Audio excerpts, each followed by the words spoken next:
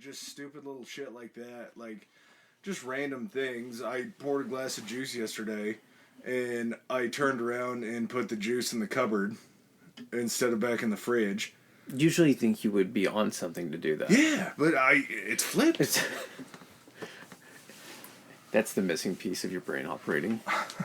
I get forgetful without drugs and alcohol. I mean, I drank that much whiskey all at once last night and gave it like 10, 20 minutes before I thought of that last meme. Like, that was...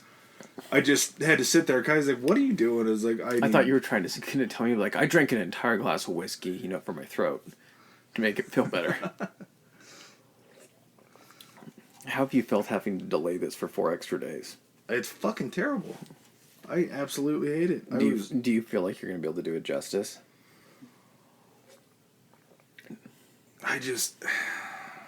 There's so much information, and I realized that as much as I love this part of it, like the murder and everything, I just love court cases. It's one of my absolute favorite things in the world to watch trials and to go through and pick apart the defense and the prosecution and the things that they fucked up.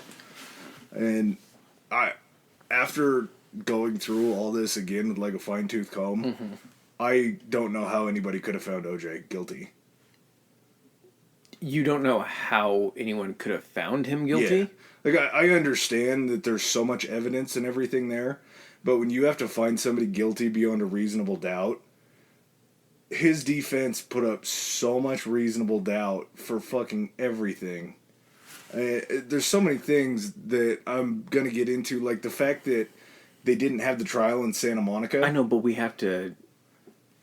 We're in part 1. I'm aware. I know. I'll push all that back. Okay. This is going to be easy. I can do OJ's playing days and Jimmy Lee and all that stuff. I'm excited for you on this because I know that this is like your wheelhouse. I can't say that I love OJ anymore, but at the same time, like, I do completely understand why I'm just enamored with him.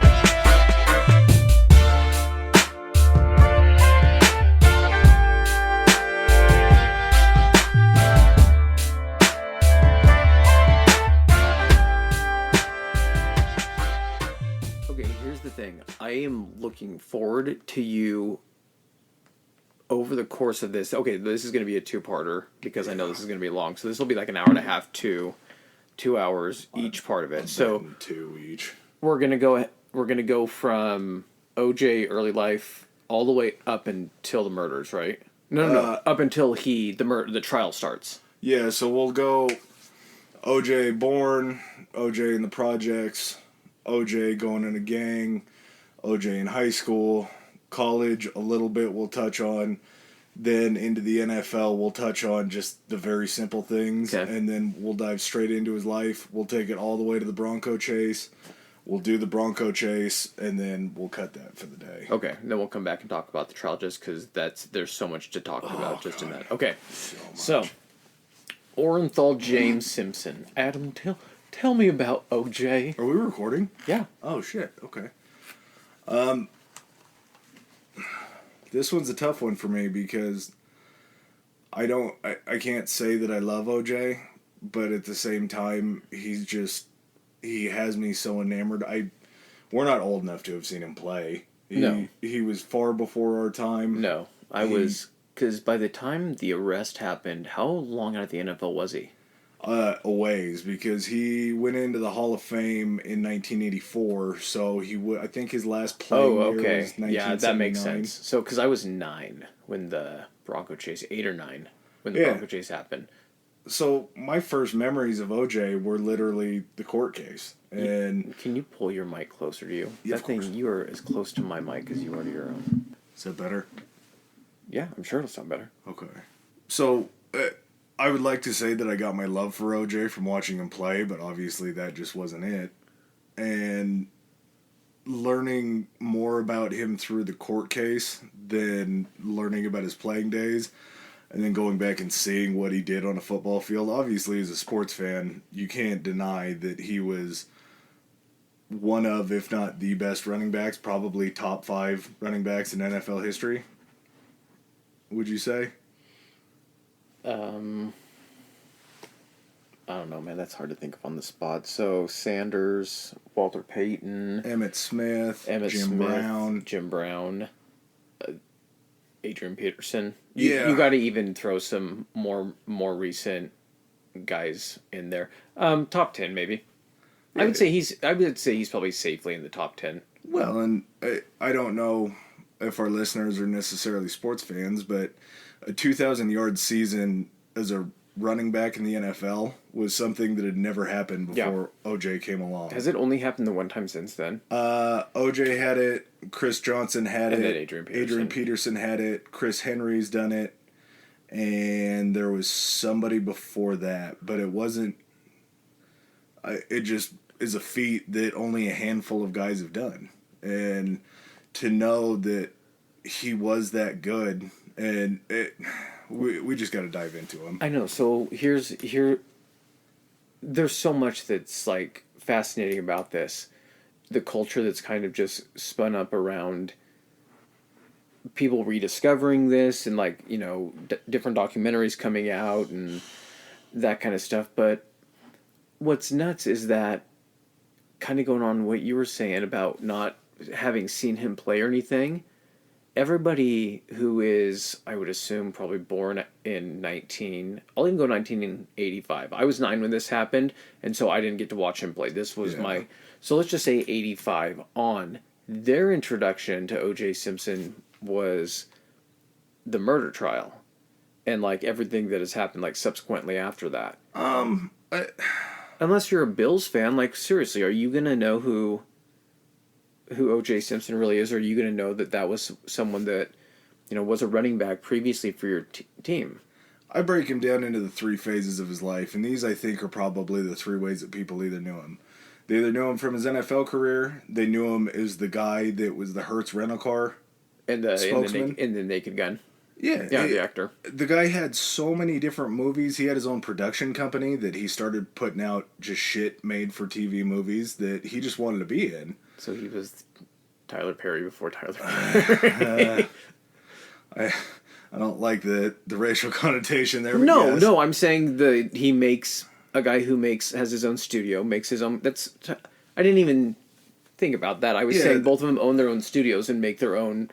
Just crank out a bunch of stuff, some of which is not what I would consider the best quality programming. No, and OJ had certain movies that were, like you said, The Naked Gun. He was in 3 Naked Guns. Him and Leslie Nielsen, he was absolutely phenomenal. He was, what was his name? That was just called him by his last name. I can't remember. Not Bergman. If you can't remember, then it probably wasn't that good. Well, it was just so long ago.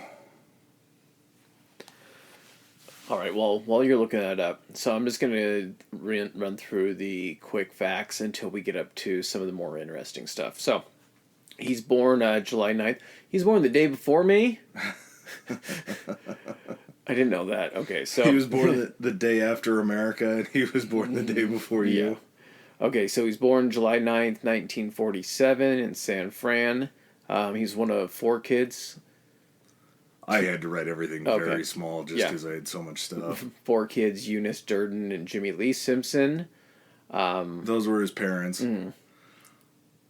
Eunice Durden was by the way, just real quick, he was Nordberg. That's right. That's Nordberg. Yep. So, Oj was born... July 9th, like you said. He was born in a project in San Francisco, a very poor, low-rent area. Eunice, his mom, was a hospital administrator, and she worked the graveyard shift for like 20-plus years. That was her and Jimmy Lee. I don't know if all 4 of them were Jimmy Lee's kids, but she had 4 kids, and she would work nights so she could be home during the day to try to give Oj and his siblings kind of the best, most normal life that they could. Gotcha. Okay. So him growing up in the projects in San Francisco, you like to think that San Francisco would be what it is now, where it's kind of a place of the strange and the different, and it's a very accepting society. Yeah. Back then, where he grew up, that was not at all a place where he felt comfortable. And Jimmy Lee, his dad, was a custodian, a chef, and had done a few other things. The big surprise about Jimmy Lee turned out to be gay. Mm-hmm. So as he transferred kind of out of the family, he wasn't really in Oj's life very much. That's also going to come back into play during some like descriptions that people have given about like OJ. Well, and he even thanked Jimmy Lee in his Hall of Fame speech and said that he made him the man that he was and that he really influenced him, but Jimmy Lee just was absent in his life. So it kind of starts the pattern of OJ telling a story that wasn't necessarily his story, but it was kind of a story that suburban white people would want to hear. Well, I'm referring more so to the fact that his dad was gay, because there have been some of his friends that have come out and said that he had this weird thing about being around like gay men. He freaked out on Nicole a couple times when she let one of her gay friends like hold their kids. Oh yeah, and he yelled at her literally in like it was in Hawaii, I think, and they said that he yelled at her all night, like was just screaming about it. So he definitely, I don't know if he associated having an absentee father and being gay as maybe the reason why his father was absent. I mean, I don't know how much one had. Did he have a second life or something like that? I don't know. But that just, I think, part of that and maybe part of the anger that he carried through his life was caused by that. And it's one of those things where, like I said before, OJ is, as a person, he's a complete shithead. And this whole time, I'm going to go through a lot of this, and it's going to sound like I'm painting just a beautiful portrait of OJ, because on the surface level, he was a tremendous human, not a tremendous human being, I take that back. He was a tremendous figure. I feel like you have this ability with this, and I'm sure you have it with other people other than this, but like I feel like you have this thing with OJ where you're able to completely separate almost two people. Like, there's the person that OJ was before all this, that how America knew him through, like, a very filtered lens. And then there's the person you found out he actually was, once all of this started to, come to light about the abuse and that kind of stuff. It's that, and then OJ almost had... He wasn't split personality by any means, but he was a guy that could get what he wanted because he knew how to talk. He knew how to act in public. He knew how to make all that stuff happen. He knew how to look good on the football field. He knew how to transition into an acting career. I think he was very aware of how to use his abilities and what his abilities were. Oh, how absolutely. To get things. He knew when to be a little bit intimidating. He knew when to be, hey, OJ here. I just thinking of the whole situation overall, it sounds like a book or a movie. Something that just, it sounds like something that's fiction. Just simply because you're like, you have this guy who was, we'll of course cover this more, but a Heisman Trophy winning college football player, successful pro player. Then he got the TV and he got the movie career and everything. But, oh no, there's a secret behind this man. It sounds like, a Hollywood script, or either that or just like a shitty murder mystery romance type novel thing. And his college years to me seem so formative to him because he was a kid that grew up in the projects and ended up not being smart enough to graduate correctly. So he had to go to a year at community college and then came to USC. We'll cover all this. This is just kind of a little... I actually wondered why he went to a smaller school. I didn't know if he wasn't as good of a player, and then he just developed within that short time frame. He was phenomenal. When he gets to USC is just a predominantly white campus. There's not there's specks of color, and that's really about it. So OJ coming from the projects, all the white folks that are around him, this is going to be the first brother that they've seen from the hood that grew up in completely different means, and so he kind of learns to start to adapt to acting almost a little bit more white, you would say. He assimilates to them instead of them assimilating to him. Correct. Okay. Yeah, it's one of those things where he saw what people loved about him, and then he just completely exploited it. Yeah. So he wanted for them to view him as almost as dumb as this is going to sound, like the safe, friendly black guy. And not even necessarily an equal. He wanted everybody to see him as the god that he believed that he was. Mm-hmm. So, one of the crazy things about the fact that OJ turned out to be the kind of runner that he was when he was, I think he was 3 or 4 years old, he developed rickets. I have no idea what that is. I didn't look it up It's because they didn't tell a me. vitamin D deficiency that causes your legs to grow fairly incorrectly. Something that the modern world has kind of taken care of. This is going to sound stupid. Did Forrest Gump have rickets? Was Yeah. that what he... Okay. And that's why he grew up with the leg braces. Okay. So Oj was the same way. He had to wear leg braces all the time. And at one point, his grandma even tells a story that when OJ would go to sleep at night, his grandma would pull the shades down and take the actual rods that the curtains were on and strap them around his legs. So when he slept, his legs would grow straight because it causes your legs to bow out. So it's almost Gotcha. like you just got off of a horse all the time. So Run, OJ, run. run, Juice, run. Yeah. So coming off of that, you would think that the least likely way that he would be able to make a living in life would be to run. Yeah. It was just something that was kind of shocking, and I had known about it before, but didn't really know to the extent that it was. OJ's life kind of seemed like a mystery to him when he was younger. He didn't find out that his name was actually Orenthal James Simpson until 3rd grade. He thought that his name was literally OJ. Like teacher was doing roll call or something. Yeah, and that's how they found it out. And Orenthal was named by his aunt for a French actor, is where Orenthal came from. So as he grows up, he's kind of learning more about his identity, and I'm sure he's looking around the neighborhood and seeing that he doesn't fit in. He fits in decently in the projects, but when they go outside of the projects, he's probably still being made fun of at home because he has rickets. He's a kid that has a handicap. Yeah. And I'm sure it's something that you've noticed, and anybody that sees Oj would notice today. Huge head. Oh, yeah. Gigantic head.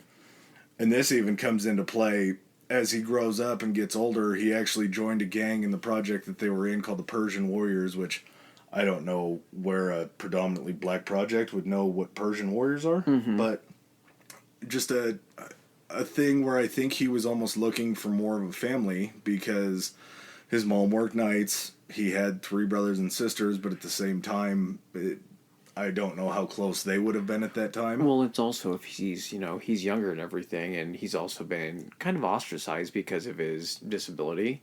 Absolutely. And you don't want to boil it down like this because it's a mental health discussion and everything, but honestly, how many kids actually just join gangs because it gives them like a sense of community and friendship, and it's something they can belong to, and how many of those kids have that beforehand? I mean, I don't know the statistics. I just feel like him growing up like this and having a disability, maybe being made fun of, he gets some people that are like friendly to him or make him feel welcome, then he's willing to join a gang. Well, and when you grow up poor, I think there's always a sense of wanting more. And I'm sure seeing the gangbangers out on the street that were making money and that had better things and that had better means, I think that he probably wanted some of that. And then he was just, like I say, looking for a sense of belonging. And that's not to say that Eunice didn't do everything she could for him. No, but I mean, there was 4 kids. Like, well, yeah. You can only do so much.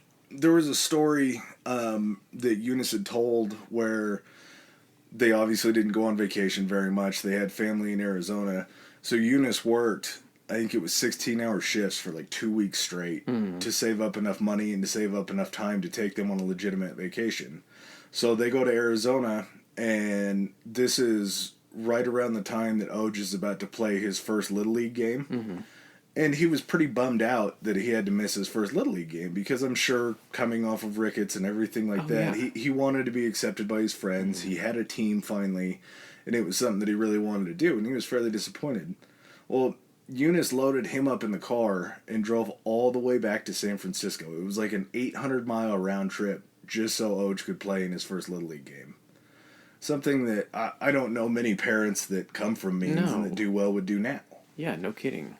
So, I think he had that at home as far as the love. Obviously not a father figure with Jimmy out of the picture. And maybe that was it too. It was the older male figures that were accepting of him or encouraging of him. And who knows, This guy is not the right guy to study on why he's fucked up. Well, and that's why I can't get enough of him, because he is so... The way that his mind works, I love psychology, and I love trying to be able to break down like serial killers and look and say you're a psychopath, a sociopath. Mm-hmm. I don't think Oj is either one of those, because he's just a terrible liar. And that's something that you see typically in a psychopath, where they are just so good at lying because they've done it for so long, mm-hmm. that they can stick with any lie that they tell because it's just ingrained in their mind. This is what happens. Okay, before we're already into it, but so do you think he did it though? I am more sure that, and this has to be allegedly because I don't know, I'm sure OJ would never sue us, mm-hmm. but I'm more sure that OJ killed Nicole and Ron than I am of my own virginity. Okay. Like, I've been there almost every single time that I've had sex, mm-hmm. and I'm more sure that OJ killed his ex-wife and her friend than that you've lost your virginity. Yeah, I could. If you came to me and you said OJ didn't do it, or you're still a virgin, I'd choose that I'm still a virgin first. All right.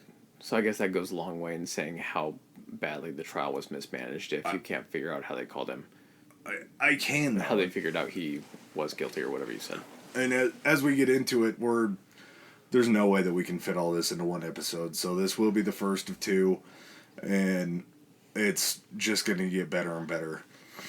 So, OJ joins the gang, and of course looking for whatever he was looking for, probably acceptance. And they nicknamed him Waterhead, which in the olden days, a waterhead was basically the R word. It was a colloquialism that they used for the R word. You're a waterhead, because his head was so damn big. And it was something that I think he just grew to accept. Is this why he looks like because, like, when you see him, he does not look like a big guy. I mean, he is a big guy, but when you look at him, comparatively to football players now, like running backs now, he's not a big guy. So, when you are like, oh, he's a running back, you would think huge. But is it also that when you see him, you see how big his head is, so it makes his body look smaller? Yeah, it's just ginormous. He runs, I think NFL, he was 6'1", 230 pounds, so a little on the heavier side for running back then, a lot taller than what they would be now and what they would be back then. But his head was so big that... It was probably also the uniforms, too, because I was just thinking about it, too. The shoulder pads were huge, big old baggy sleeves and everything, so it made even like big dudes look. He had an appearance that was larger, I'm sure, than what he was. He was really kind of larger than life in that respect. He's just a big dude. But so he's in the gang, joins the gang, ends up getting arrested. There's controversy over that. He says that it was for a couple different things, but the best that we can figure out was that he was stealing beer for his buddies. So he's stealing beer for the gang, gets arrested, gets picked up in his teenage years, ends up going to court for that. They don't give him any kind of jail time, but they do sentence him to community service, and they give him like a mentor in life. Mm-hmm. His mentor told him, you need to find something with your time. One of the other parts of what he did was they had told Eunice that Oj could never be like alone at his house after school, because that's when he was hooking up with the gangbangers, and that's when he was doing crazy stuff. So the mentor hooks him up with I don't know if it's junior high, middle school, what it was, but with the football team as the equipment manager. And so this is kind of OJ's first introduction to seeing football. He's out of his leg braces at this point. He's still very bow-legged. Like, you can still tell as he's standing that there was something that went different. But this was his introduction to something that he just fell in love with. And he saw these kids out there playing and did that for a little while. And then coming into high school, he just realized, I think I'm faster than these guys. I think I'm better than these guys. I think I can whoop all their asses. They're never going to be able to catch me. So he goes and tells the coach that he wants to play. He doesn't want to be the manager anymore. He doesn't want to deal with the equipment. He just wants to play.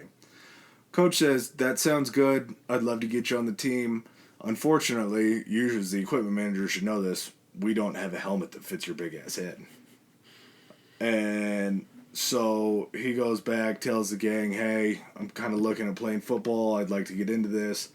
And they must have had some sort of love for him. I'm sure if he was stealing beer and doing all that shit. But the Persian Warriors actually found him a helmet that would fit his head and got it for him. And he ended up playing that year. I think it was his sophomore year in high school. And just absolutely went nuts. He was the kind of runner that, like I say, you could always tell that he ran a little bit different because of his legs. But just nobody could catch him. When he was in high school playing football, did he get recruited by USC, and then when they found out his grades weren't good enough to go to USC, they recommended he go to this other place and then transfer? Like, was USC kind of like in control of that whole situation?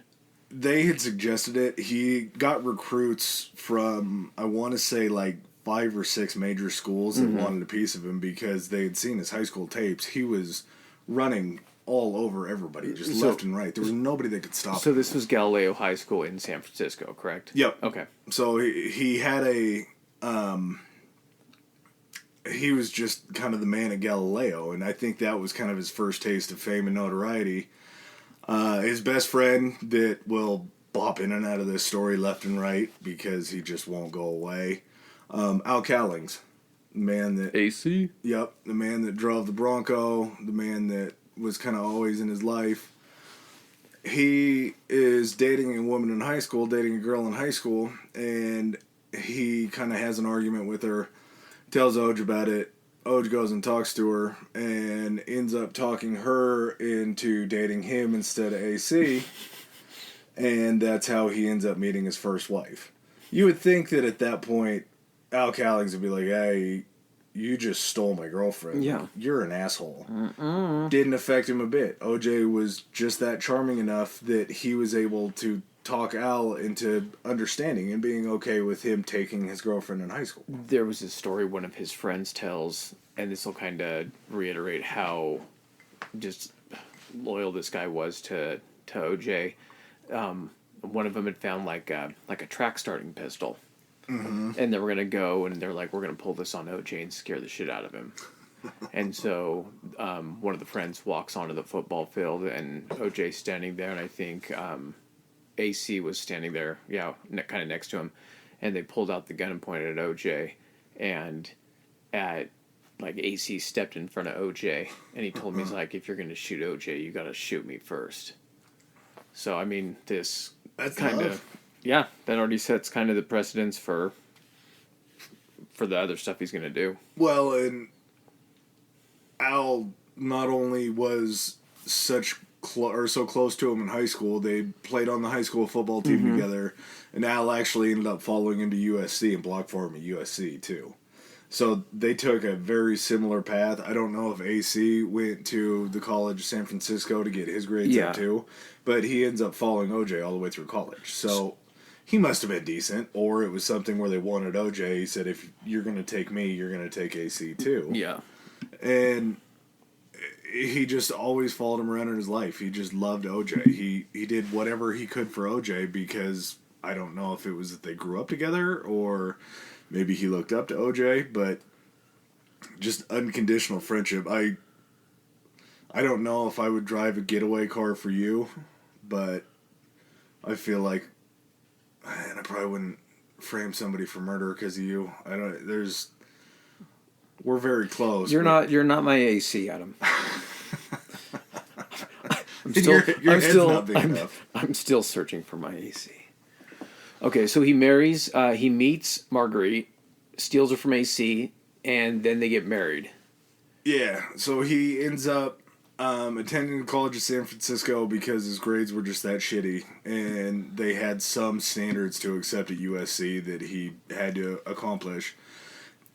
Slices, dices, tears through the football field. At San Fran, USC brings him in. Same year he gets to USC, he marries Marguerite, and so that would be early 1967. Junior year happens. He runs up a storm. Just left and right. Cannot be tackled. Scoring touchdowns, 60, 70-yard touchdowns. That was kind of one thing that he was always known for, was if there was going to be a big breakout touchdown, he was going to be the one to get away. This is a dumb, unrelated question, but so he went to college in San Francisco, I'm guessing, for what, like 2 years? It would have had to have been because he doesn't have a sophomore year at USC. Okay, that's what I was going to ask, because it's junior year and then senior year at USC, so he used up his 2 years, or there was some type of change in eligibility, the way they do it today. I'm not 100% sure where that there's a difference in, like, went. JUCO rule, yeah, okay. Or maybe he was just dumb as shit and couldn't get his grades up his freshman year, so he went his sophomore year. Gotcha. So, junior year, he ends up winning the Rose Bowl. They played UCLA, very close game. Oj ended up breaking out for, I believe it was a 67-yard touchdown run to seal that game for him.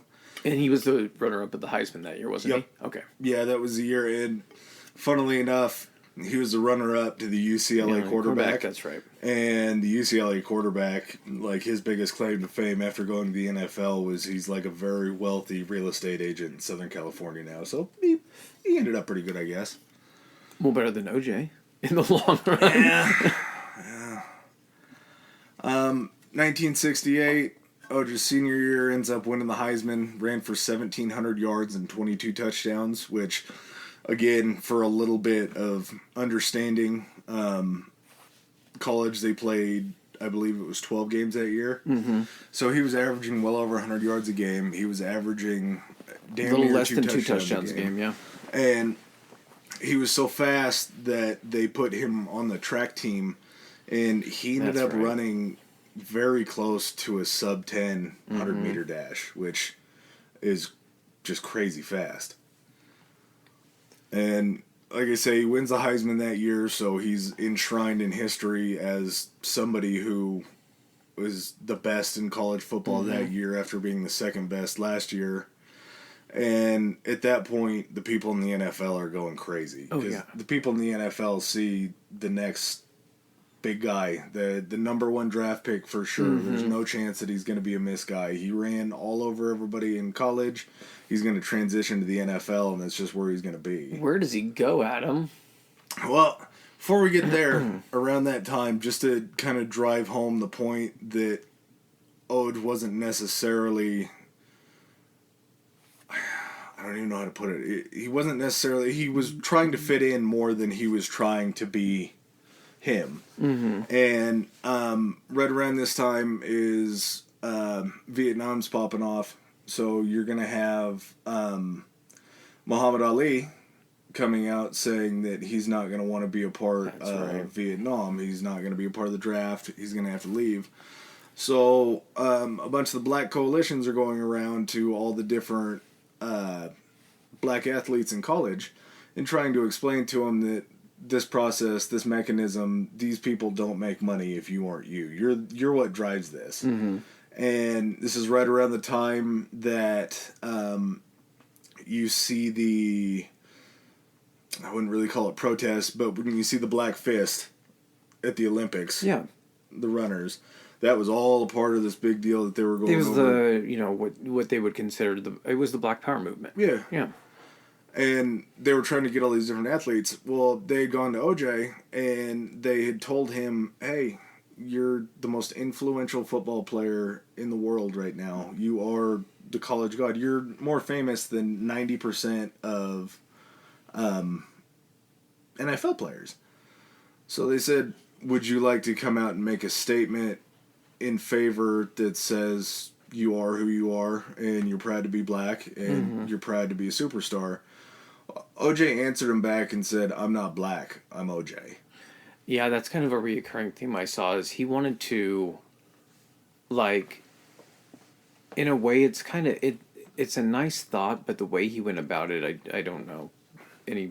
I don't think the way he went about it was correct, but he wanted to just be seen as OJ. He didn't, it feels like to me watching, the documentaries and everything is that, he was selfish in that he only wanted the advancement of OJ. And he wasn't going to try to take any hits from anybody else that would go ahead and set him back. I remember he was quoted as saying something about, like, his responsibility is to, like, himself and his family, and that's kind of where the buck ended on that.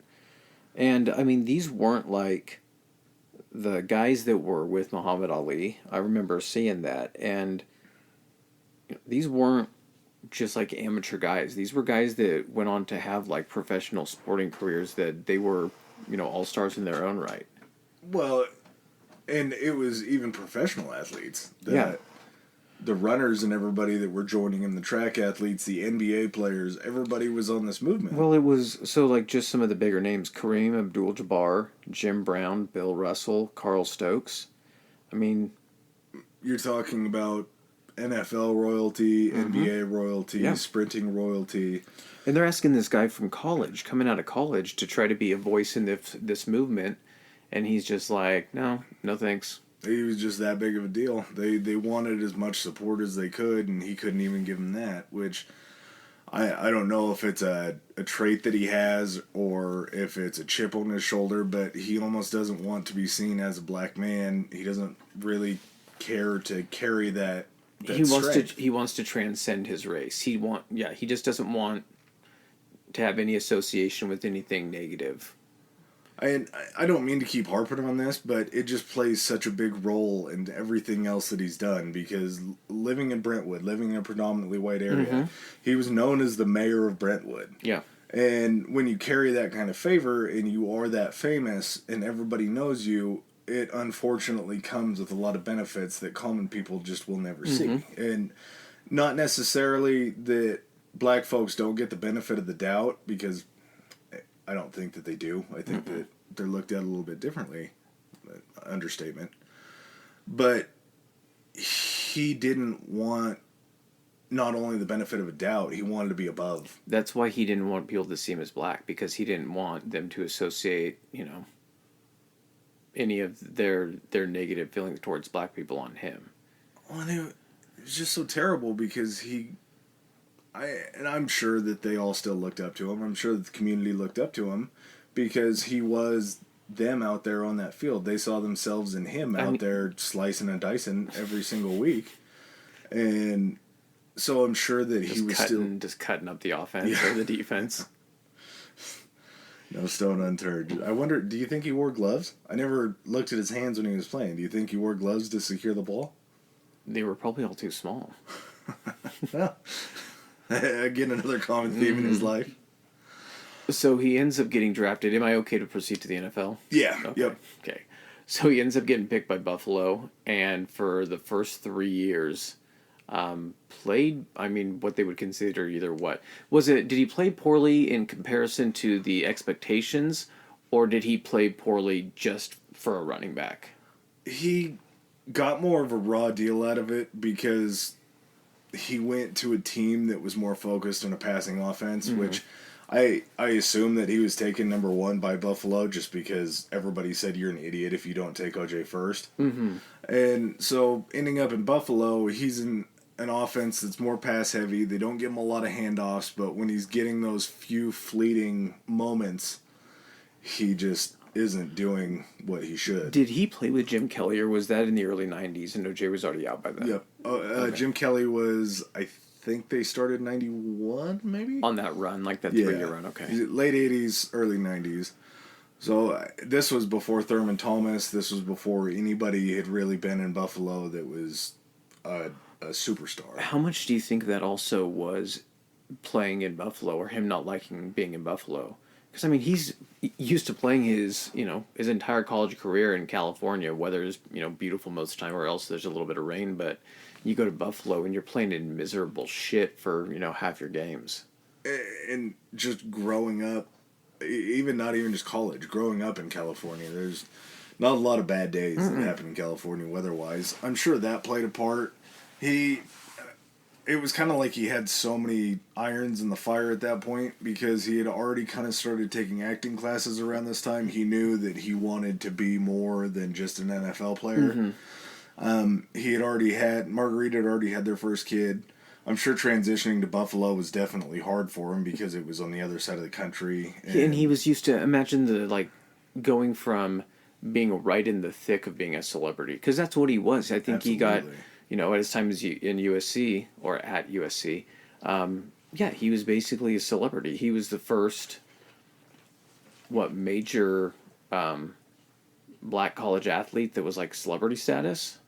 There might have been some. I'm sure there were some before, but There were, but when you grow up in Southern California and you're at USC, you're in Los Angeles. You're right there. I think isn't SC in San Diego like their stadium is, but it's right on the border. I think. no, it's Is it all in Los Angeles? Yeah, Oh, it's the Rose Bowl. Maybe Reggie Bush had the 619 under his eyes because he was from San Diego. Maybe. That would make sense. But you're in Hollywood. You're there. Your name's out there. You're going out, even if you're not going out to clubs, bars, or anything like that. You're being. There's noticed. a constant just like nightlife around you. You're used to being able to go and do anything, and people recognize you everywhere, and then you're just like, boom, Buffalo. Which I'm not saying there's anything wrong with Buffalo. What I'm saying is Beautiful OJ is the place. type of person that I think, obviously, we're going to get into, patterns that display this, but I think he was somebody that needed to go ahead and be in the spotlight at all times.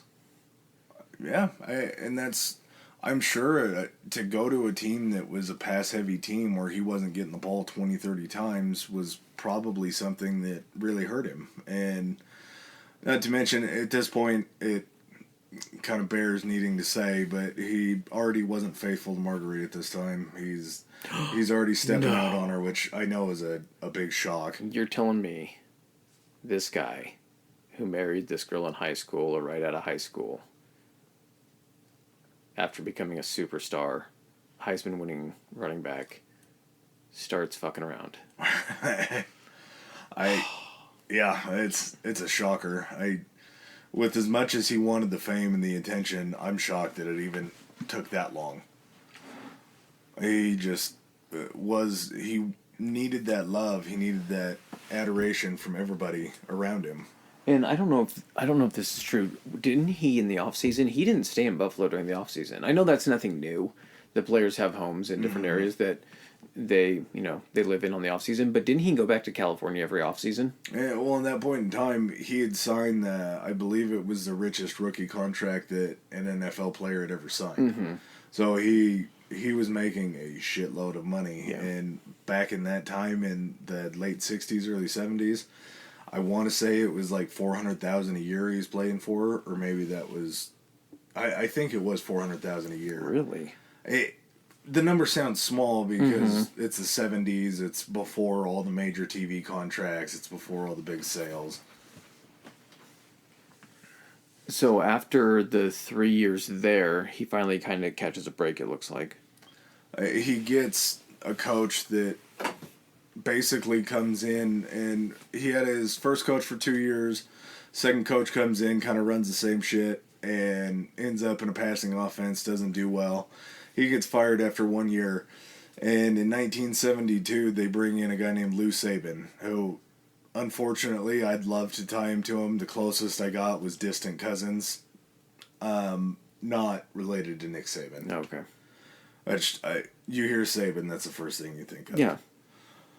So Saban comes in 72, decides to build the whole offense around OJ. He's giving him handoffs like crazy. I want to say that first year he averaged somewhere around 29 carries a game, which nowadays is kind of unheard of for a guy to get. Mm-hmm. He just is that much of a workhorse.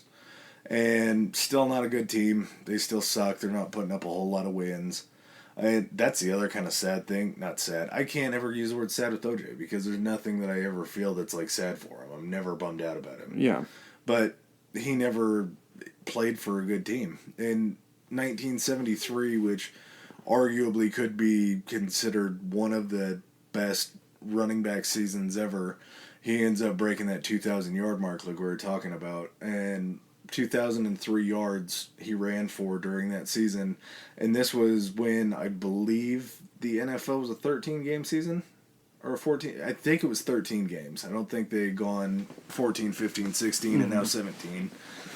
So everybody beyond OJ that broke the 2,000-yard mark had 16 games to do it. OJ did it in 13. It's unheard of. Most yards per carry a game, I want to say in college. In college, he was averaging, and this is a first down is 10 yards. He averaged 9.7 yards a carry his first year at USC. Jesus. So he was almost rushing for a first down every time he single touched the time. ball. So comes to the NFL, ends up most yards per carry, most yards per game, just breaking records left and right. 73 after all these years in the doldrums, one decent year, ends up winning the MVP of the league. And like I say, they still weren't good, so it wasn't anything that was phenomenal, but the man just couldn't be stopped. OJ was the focus of that season for Buffalo. It was to see if OJ would do it, not really them being a contender, I guess. Their season wasn't about winning. Yeah. They knew that OJ was basically their ticket to getting on TV. Next 2 years, 74 and 75, he still does well. He's still, I want to say, rushed over 700 yards both of those seasons. Mm-hmm. But kind of plagued by injuries, wasn't really doing everything that he could out there, I think, just because Buffalo still sucked. Wait, did you see he rushed over 700 yards? Excuse me, yeah. That's not very much. No, but at the same time, you're talking 13-game season. I guess that's true. He's still... It's such a stark contrast between the 2000 and the 7. And he's missing games with different injuries he had. I think it was an ankle and a couple other things that... Didn't people start to kind of realize, too, that he started kind of backing off the gas a little bit during these final seasons? Or he started slowing down at some point because he was like, I'm trying to look forward to my future. He's like, I'm not looking to go ahead and get hurt. And that was kind of right around the time where he gets traded to San Francisco and ends his career. But after those kind of 2 meddling seasons, he breaks out just goes nuts on him again. Mm-hmm. Just back to OJ form.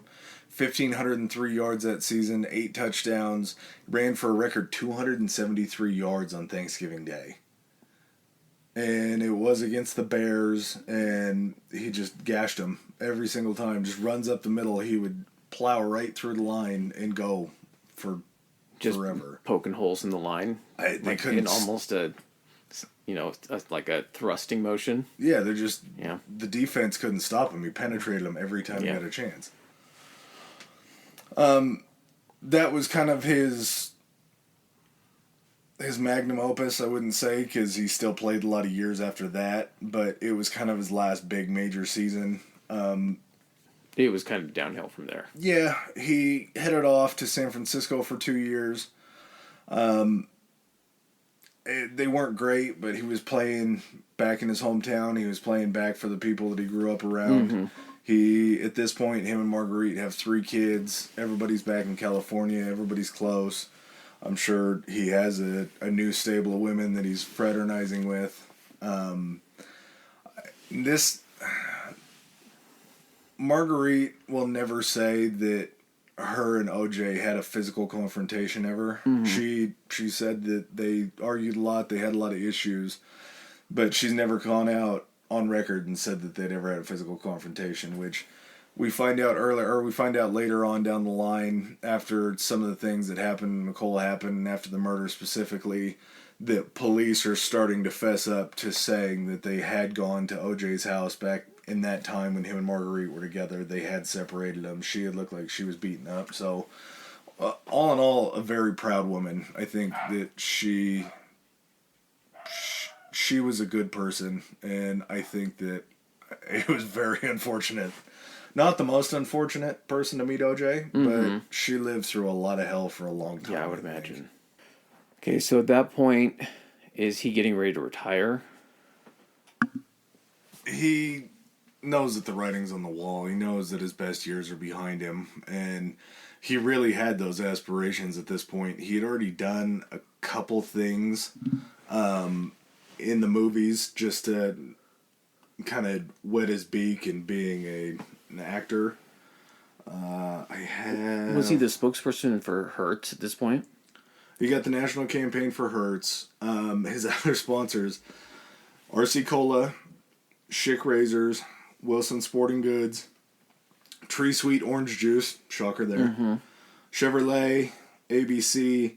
He was the national spokesman for a company called Pioneer Chicken, and even owned, I think it was 5 or 6 franchises in California at the time. They obviously are or under. It was another company, it might have been Popeyes, that ended up buying all their retail space. Oh, okay. Dingo Boots. He was a cowboy boot man. Nice. Very funny old commercials. You could see when you watch the old commercials, and go ahead and Google them and look them up for Dingo Boots, Pioneer Chicken. He's got it. He knows his voice inflections. He knows how to act. Great smile.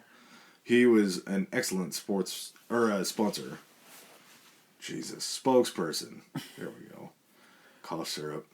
Well, I was going to say, so he also, there's a couple movies that he plays in that were actually like serious, like dramatic roles. About as serious as you can get. One of them was, I want to say it was a movie about like the Apollo space mission, and they'd wanted this actually like stage trained actor to play in it, but the studio forced them to take OJ in because of his essentially the appeal and star power. You could see that. And I don't think they feel like he performed very well in it, but it was enough. Oh no, they were actually surprised at how well he performed in it. There was like a scene where he was on Mars or something like that. It was some type of space movie, but they got him to do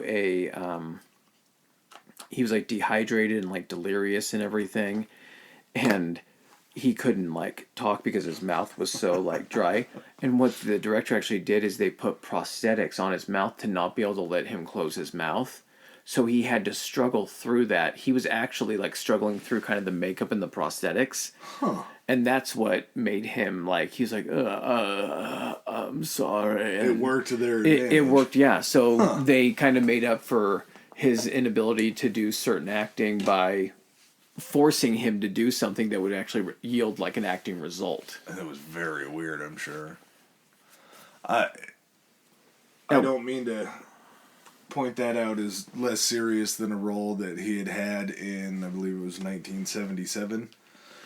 But he was actually in Roots. Was he? Yeah. He was in it must have been a miniseries back then, because it is now. That is what it was. It was always a miniseries, I thought. When they played it even back then, or was it one long movie? I don't know. But I know that I think it's a miniseries. I think it's always been a miniseries. Or maybe they showed it as like a one-night event. It was like 5 hours. I don't know. see that. I just remember from that 70s show, they tried to record it and they couldn't. So he's in Roots. 1967, even before that, he was in the TV series Dragnet, which before the movie that we mentioned. Wait, what year was last that? Week. 1977. I was going to say, okay, yeah, so not when he was in college. So It 77. might have been right? 67. I don't know. I have it written down. I probably did a poor job of researching, but ends up hosting SNL 1978, which I'm sure was not a a big small deal feat. back then. Yeah, Was that the golden years of SNL? Was that Belushi and Aykroyd and... Yeah, but I mean, even if it's not the golden years, that's still to be an athlete at that time when I don't think they were having a ton of athletes and they weren't really, like celebrities in that kind of like regard. But I guess because of his crossover, he appealed to so many people. That's what's so crazy is he seemed to have had everything. He seemed to have just been kind of like the guy everybody liked. Charismatic as hell. And yeah, like you say, he kind of fit the mold wherever he needed to. He was a Gumby of sorts that could really contort himself into whatever role he needed to be to make people happy. So kind of during this time too, in 77, that's when he first meets Nicole. And she's working where was she working? She was working at, I believe it was called the Daisy. It was like a bar on the strip. She was just a cocktail waitress. She was 18. Yeah. And I believe at this point he was like 32, maybe 33? Probably. Something like that. I think that's what you said it was. But I remember seeing that he was with one of his buddies and saw her working and immediately looked at his buddy and was like, I'm going to marry her. And keep in mind, he's also married to Marguerite at this time.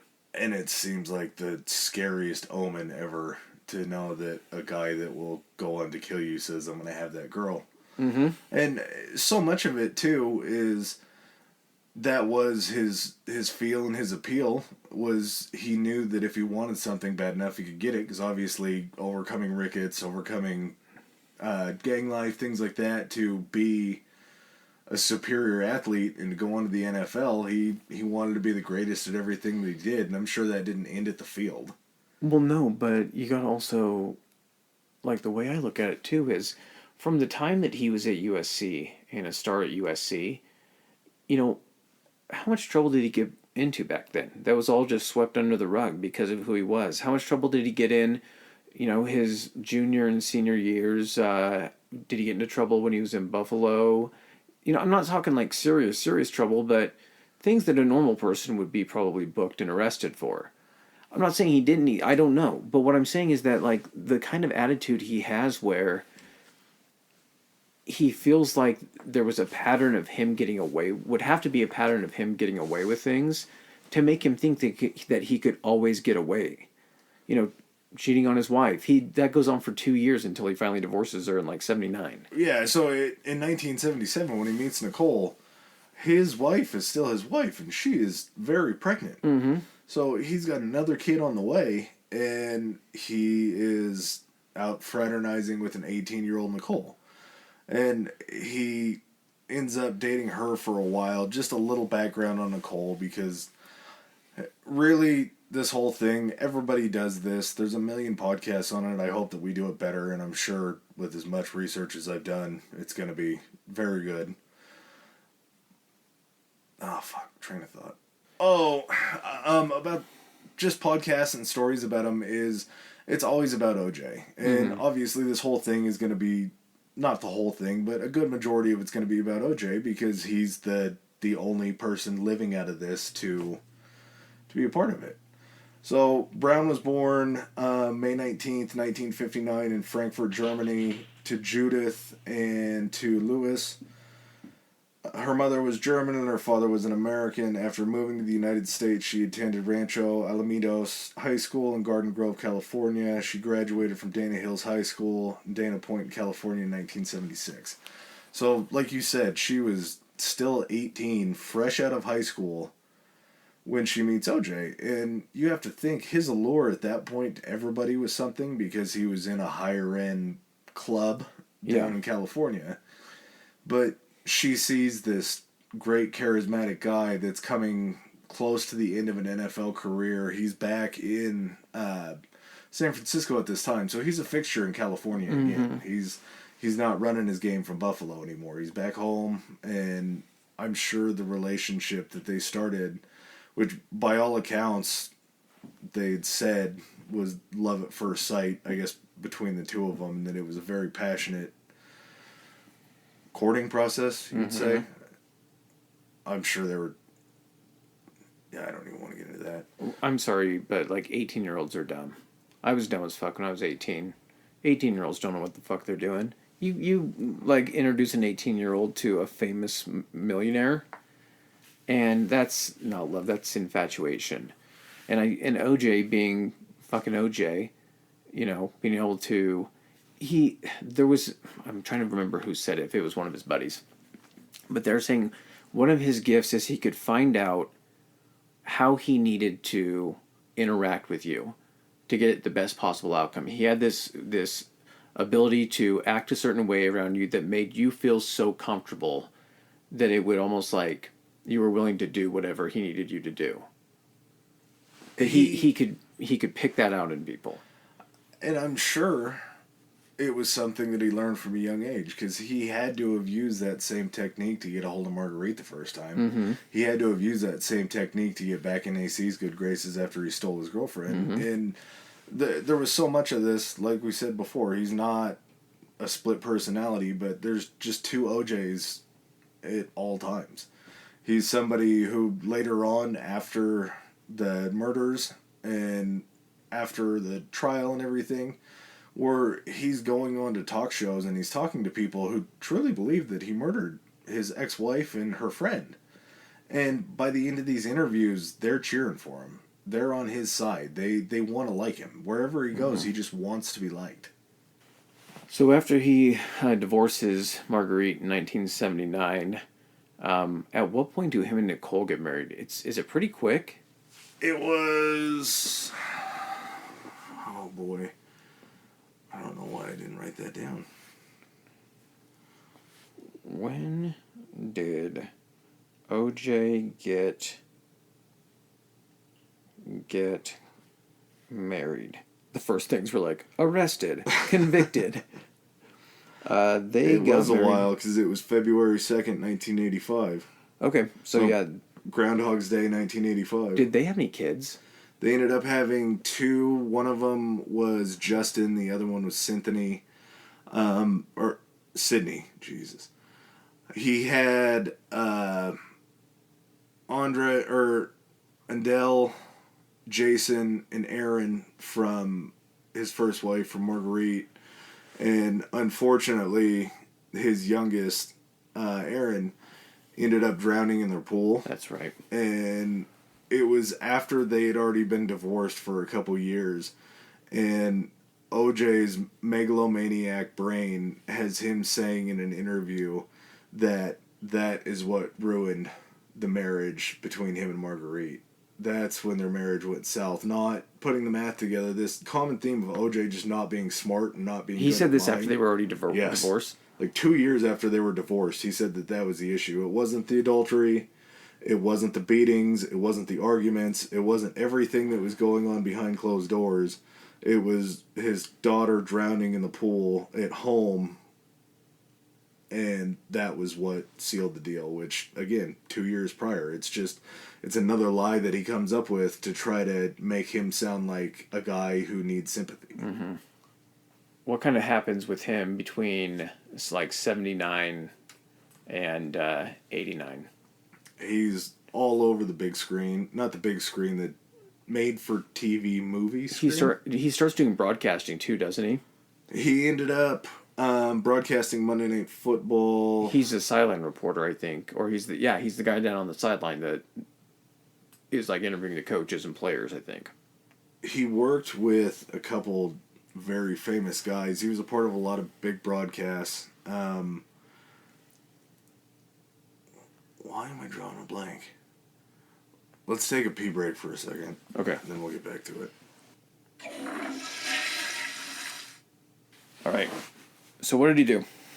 He was a part of the Monday Night Football cast. He's a sideline reporter and in the booth from 83 to 85. He worked with Frank Gifford, Howard Cosell, Don Meredith, all these legends in the broadcasting game and the football game.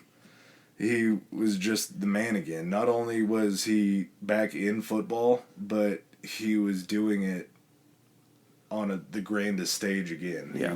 Everybody tuned into the Monday night games. Everybody wanted to listen to him announce. They wanted to throw it to Oj on the sidelines. The juice is down on the sidelines. Mm-hmm. He's loose on the sidelines. Let's go to him, see what he's got for us. I'm sure he probably wasn't goosing any of the cheerleaders down there. He probably kept his hands to himself. Yeah, I'm sure he did. Okay, so in 1989, there's the New Year's incident. So the police, over the course of... Is it just that one New Year's they're called 8 times? It was... Or is that over the course of like a longer period of time? It was over the course of their whole marriage. And Nicole kind of looked the other way on the infidelity, because when he would cheat and she would find out, he would always use the excuse of, well, we're not married, so it doesn't count. Which, that's not how you do things. That's not an excuse. And unfortunately, it was something that she wanted to believe. And I'm sure so much of her life she was told things that she wanted to believe by Juice, that it was just kind of her natural reaction was just say, okay, these things are going to get better.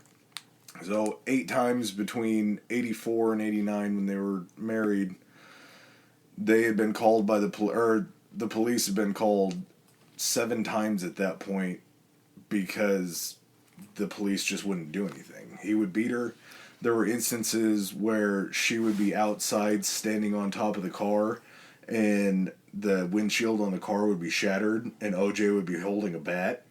They would ask her what happened. She would say, he went nuts, he chased me out, he accused me of cheating, he accused me of doing drugs. Anything from going out with her friends and not telling him, just every single thing that OJ felt he needed to take out on her, he would take out on her. And just the disgust of the shit that he did to this poor lady. He would rip on her and make fun of her and tear her down for every pound that she would gain when she was pregnant. Well, I remember seeing testimony or an interview with the police officer. I don't know if it was the 7th or 8th time. So they get a domestic disturbance call. He goes out there.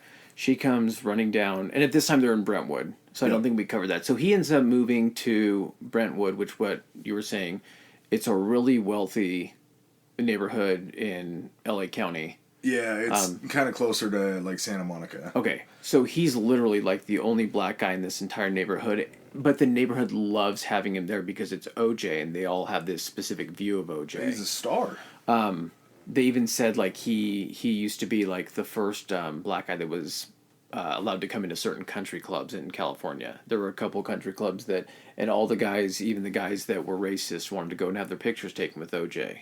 Well, yeah, he was the kitty's titties at that point. He was somebody that everybody wanted a photo op with, which I'm sure is fun nowadays looking back at old pictures. Mm-hmm. Like, hey, is that you and OJ? Yeah. So she ends up calling 911 during this specific incident, and they get an officer up there. He drives up to OJ's house. He's aware that it is OJ Simpson's house, I think. Oh, yeah. They were there so much that it was a pretty common occurrence. So she comes running out in bra and sweat saying, he's going to kill me. He actually comes out. OJ comes out and is like looking through the gate or something like that. And I don't know if he says anything or he might have said something, but it was enough to where... Did he say something to the cop? Oh, yeah. What did he say? He comes out, he yells at the cops, he says, "You guys have been here 8 times before and haven't done anything. Why are you doing anything now?" And then he goes on to say, "This is a family matter that should be handled in the house between me and Nicole. This doesn't involve you." Domestic violence that she calls the police on. As she's all beat up. She had been choked. She had been punched in the face. And he saw that she had signs of domestic abuse. I mean, her face was... Very so at clearly. that point, I just couldn't remember exactly what it was that prompted him to attempt the arrest. So he started reading him his rights and actually told him that he was being placed under arrest. Didn't he allow him to go and get a jacket or a shirt on or something like that? And then literally he just leaves out the back door. And does he... Is it the Bronco that he takes? No. No, it's a different car. Oh, he sees him in like a Bentley or It's a blue Bentley. Yeah. So he gets in a Bentley and he literally sees like a side gate open and the blue Bentley just takes off. Yeah, just couldn't even be bothered to be arrested. They told him to go inside to get dressed to be arrested. So at this time, like you don't just get out of an arrest if you're able to get away from the person arresting you. It's not like that. So he technically is still... This cop has said he's like, at this point he is still in the process of being arrested. Yeah. And his narcissistic tendencies kicked in so much to think that he could just drive away and the problem would go away. But they didn't go and arrest him. Didn't he have to turn himself in like days later? They never ended up getting arrested for it. No, he leaves that night. They go. They chase him. They try to get him. He obviously loses them in the streets. And then doesn't the cop actually... He said he kept the arrest report, or he kept his file from the report from that incident, because he had done some research prior after he got back to the station and found out that it had happened previously, and he was afraid that because nothing had been done, something was being done to the police reports. So he kept a copy of it himself, so that if he ever went back or something happened and they went back to the police reports, he would have the original to show what had happened in the incident. It wouldn't be like them reviewing a doctored police report. Just his own personal record of it. He kept it because he knew something was gonna... He's like, I have a feeling something's gonna happen. Well, and the other really bad thing about it is, after he gets away, the officer that tried to arrest him and one of the ones that was involved in the chase comes back to Nicole. He asks her if she's okay, if she needs medical assistance again. She says no. He says, "Come down to the station. Let's get some documentation of this. Let's take some pictures of what's going on. That way we have the record," which I'm sure, like you were talking about, was something that he kept. She agrees, goes down to the station, takes the pictures, goes back to Rockingham that night. And just kind of for reference, there's going to be 3 major points that come out of this. There's going to be the Rockingham estate, which is where he lives and where him and Nicole lived. There's going to be Bundy, residence, which is the apartment that Nicole moves out into, which is where the murder takes place. And then there's going to be the Bronco that's on the side street. Those are kind of the three hot points of where they're going to find the bulk of their evidence. Okay. So Oj comes back home that night. Nicole's obviously home. And Rockingham is in Brentwood, just for clarification, so we're not mixed up. Yeah. Brentwood is the community, the neighborhood. Rockingham is the name of the estate, his place. Okay. Cop comes back the next day, talks to Nicole, asks her what she wants to do, how she wants to proceed. She tells him that they had talked about it that night. Everything was okay. She had covered for him and just basically wanted the whole thing to go away. She said that they wanted to handle it themselves.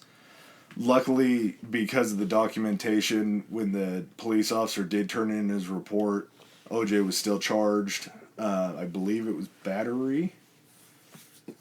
Is that when he pleads no contest? Yep. Okay. He pleads no contest to spousal battery. It's like $750 in fines. He's sentenced to community service, which it was, I think, 200 hours, right? Yeah. Do you know what he Yes. used? He is able to... Let me see if I can describe this correctly.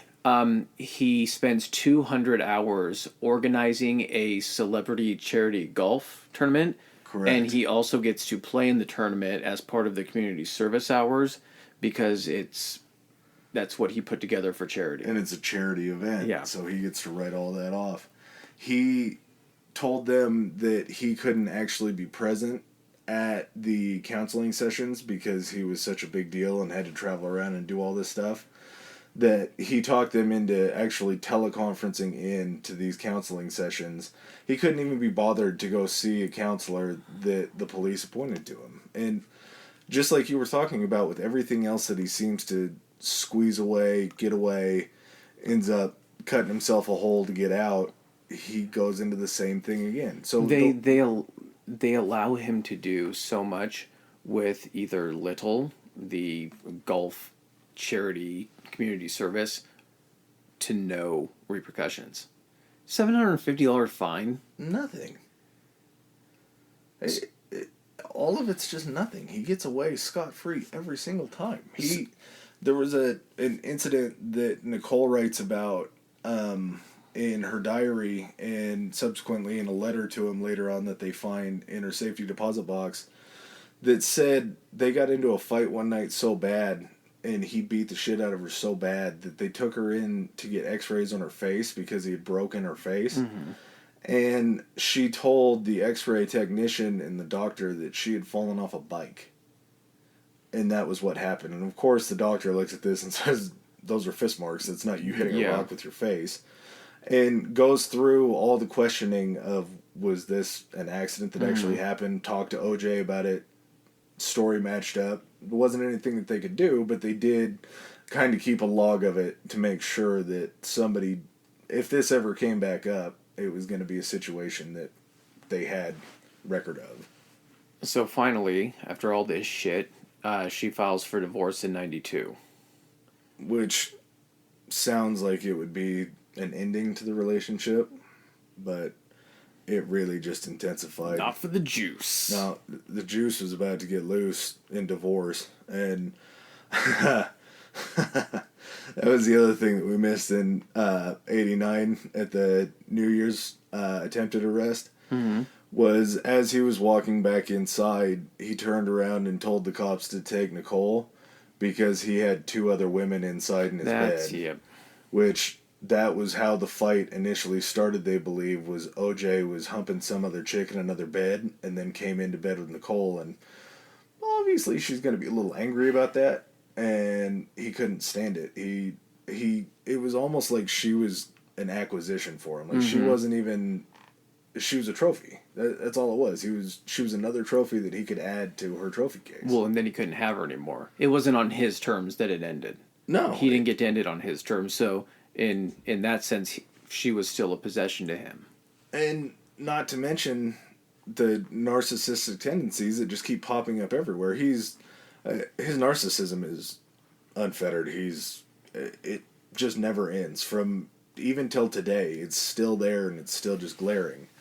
But he just starts stalking her left and right, just everywhere she goes. She tells her sister, everywhere he goes, I go. I look in my rearview mirror, his Bronco's there. I look behind me at the gym, he's there. I'm getting coffee, he's there. He's just everywhere. And she's letting people know at this point that it is happening. Well, she starts dating like a restaurateur for a while, and they're out, I think, at... Is he a restaurateur? I'm trying to remember. She starts dating this guy, and he's not OJ wealthy or OJ famous, but she's dating this guy, and they're out to dinner one night, and OJ, it was like right before I think they were finally divorced, because they were separated for a little while before the divorce actually occurred. But it was right before they actually got divorced. She was out on a date, and he comes up to their table, knew where they were, comes up to the table, and just looks at Nicole, and he's like, "That's my wife."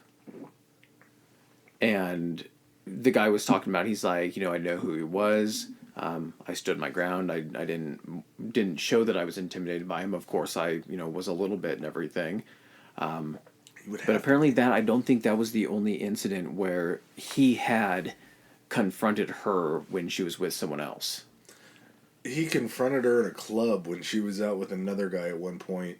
And this is probably the most well-known stalking incident that had happened, that he had. But she's out at a club with this poor fella who I'm sure probably knew who OJ was, but he saw a beautiful blonde Nicole Simpson and just wanted to be with her. They're out at a club, and as she's passing through on the dance floor, OJ shows up. OJ walks up to her and asks her what she's doing, who she's there with. The guy that she's there with ends up seeing him, sees that he doesn't look very happy, goes away. Later on, he's questioned about this. He says that he was at the club with a bunch of different people, didn't even know that Nicole was there, hadn't ever run into her, saw her, anything like that. They leave the club, go back to her house. What they thought was just Nicole and the guy that she was dating that night. And Juice ends up peeking in her window and sees them getting down. Obviously, that sparks a lot of anger in him, which he was just always quick to anger. Is this at Rockingham, or is this at her apartment? This was at her apartment. Okay. This wasn't at Rockingham. Oj was still there. And ends up beating on the door, just going nuts, stark raving mad outside. She opens the door, he comes in, gets in the guy's face, just starts, "This is my wife, this is my woman, she's mine, you shouldn't be touching her, I saw what happened," just going nuts. Nicole pulls him into a room, the guy's sitting out front, just listening to OJ scream and yell and go nuts in there. Doesn't he come out and he shakes his hand and he's Yep. like, "Sorry, man, you know how it is," or some shit like that? They walk out of the room. OJ's finally calmed down, walks right back up to the guy, which I'm sure he's shitting his pants after he just heard him freaking out in the room. Shakes his hand and says, "I'm a proud man. You know what that's like, right?" And then leaves. So, he's anywhere she is, he's going to be. He's going to try to intimidate anybody that she's around. Somebody else that'll come up very soon, Kato Caitlin, was a guy that lived in... He lived in a guest house on the property, right? Yep, he lived in Juice's guest house. After the divorce happens and Nicole moves out and moves into Bundy, he was actually her friend. And Kato was? Kato was. Okay. They had met in Aspen skiing and become friends. He came out and was trying to be a male model, do the acting thing and all that. He was going to end up moving in with Nicole at her apartment, and Nicole and the kids, obviously part-time then. And OJ pulls him aside.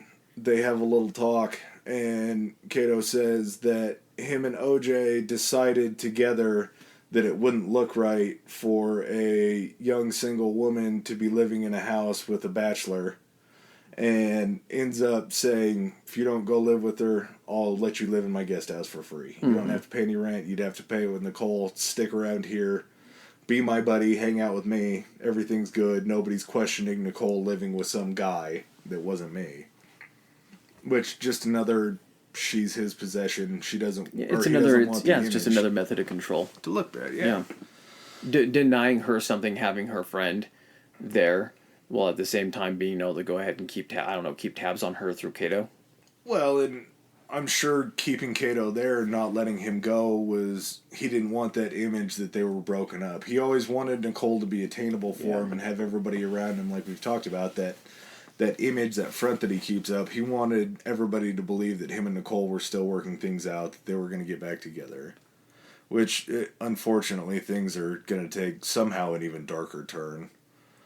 What do we got? June 7th, there's a call to a women's shelter that they believe... This is in 94, right? Yeah. 94, okay. They believe that it was Nicole. She called the women's shelter and was saying that she was being stalked and beaten by her ex-husband and that she needed help. During a couple of the calls that she had made to the police, when OJ would stalk her and break into her apartment, the the dispatcher would ask, who is it? And she would say, it's OJ. You know who he is. You know his tendencies. You know his history. So this was fairly well known at this point, just how bad it was. And whether it was her talking to them or whether it was them coming out and seeing the domestic violence calls, they had to be fairly sure about what was going on. So June 12th, so 5 days later, Nicole and her family, they're out to dinner at, is it Mezzaluna. And was Ron with them? He worked at Mezzaluna. That's right. He was a waiter. Like, the coincidence is really weird. Yep. How it makes it sound. So she's out to dinner with her family. They go back to Nicole's apartment. Yeah. And her mother had forgotten her glasses at dinner. Yep. Or left them there at the restaurant. They had just left a dance recital for OJ's daughter with Nicole, and OJ was there. She didn't save him a seat. Mm-hmm. This was like the night that Nicole was going to say, we're done. I can't deal with you anymore. She had told her sister earlier that day that she wanted to be free. She wanted to live her life. Mm-hmm. She wanted a second act, basically. And that she was going to tell OJ that they were done. So he doesn't come to dinner with them. He leaves the recital by himself. They go to dinner. Him and Kato supposedly had gone to McDonald's that night. He told police they had gone. He'd had a Big Mac. He described what he ate. Just tried to cover all his bases. And Kato told the same story. So there's a good chance that they actually did go do that before things happened. Okay, so Nicole's mom forgets her glasses at the restaurant. Ron is still working there at the time. Yep. So correct. Between the time frame that Ron leaves work, I don't know if I'm trying to remember the details. I don't believe he left work to go take the glasses. I think he was just going to grab them at the end of his shift and bring them to Nicole's because her parents weren't there at the time. He was leaving to go out that night and just took the envelope with the glasses in it, said, hey, I'll run these by Nicole's house. Goes home. He ends up getting dressed for a hot night out, which Ron and Nicole had met each other. They were introduced by somebody that Ron was neighbors with at a coffee shop one day. Struck up a friendship. They would go to the gym a lot. There was no... He was like an aspiring actor or model or something like that, wasn't he? Just an absolute great guy. And I got to get into him because he deserves this. He's probably the most unfortunate person in this story just because he literally did not see it coming. Well, no, and he was at the wrong... He knew that OJ knew where Nicole was, and I'm not saying that it's not a tragedy. Please don't take it like that, but it's just with Ron, it just happens to literally be a situation of wrong place at the wrong time.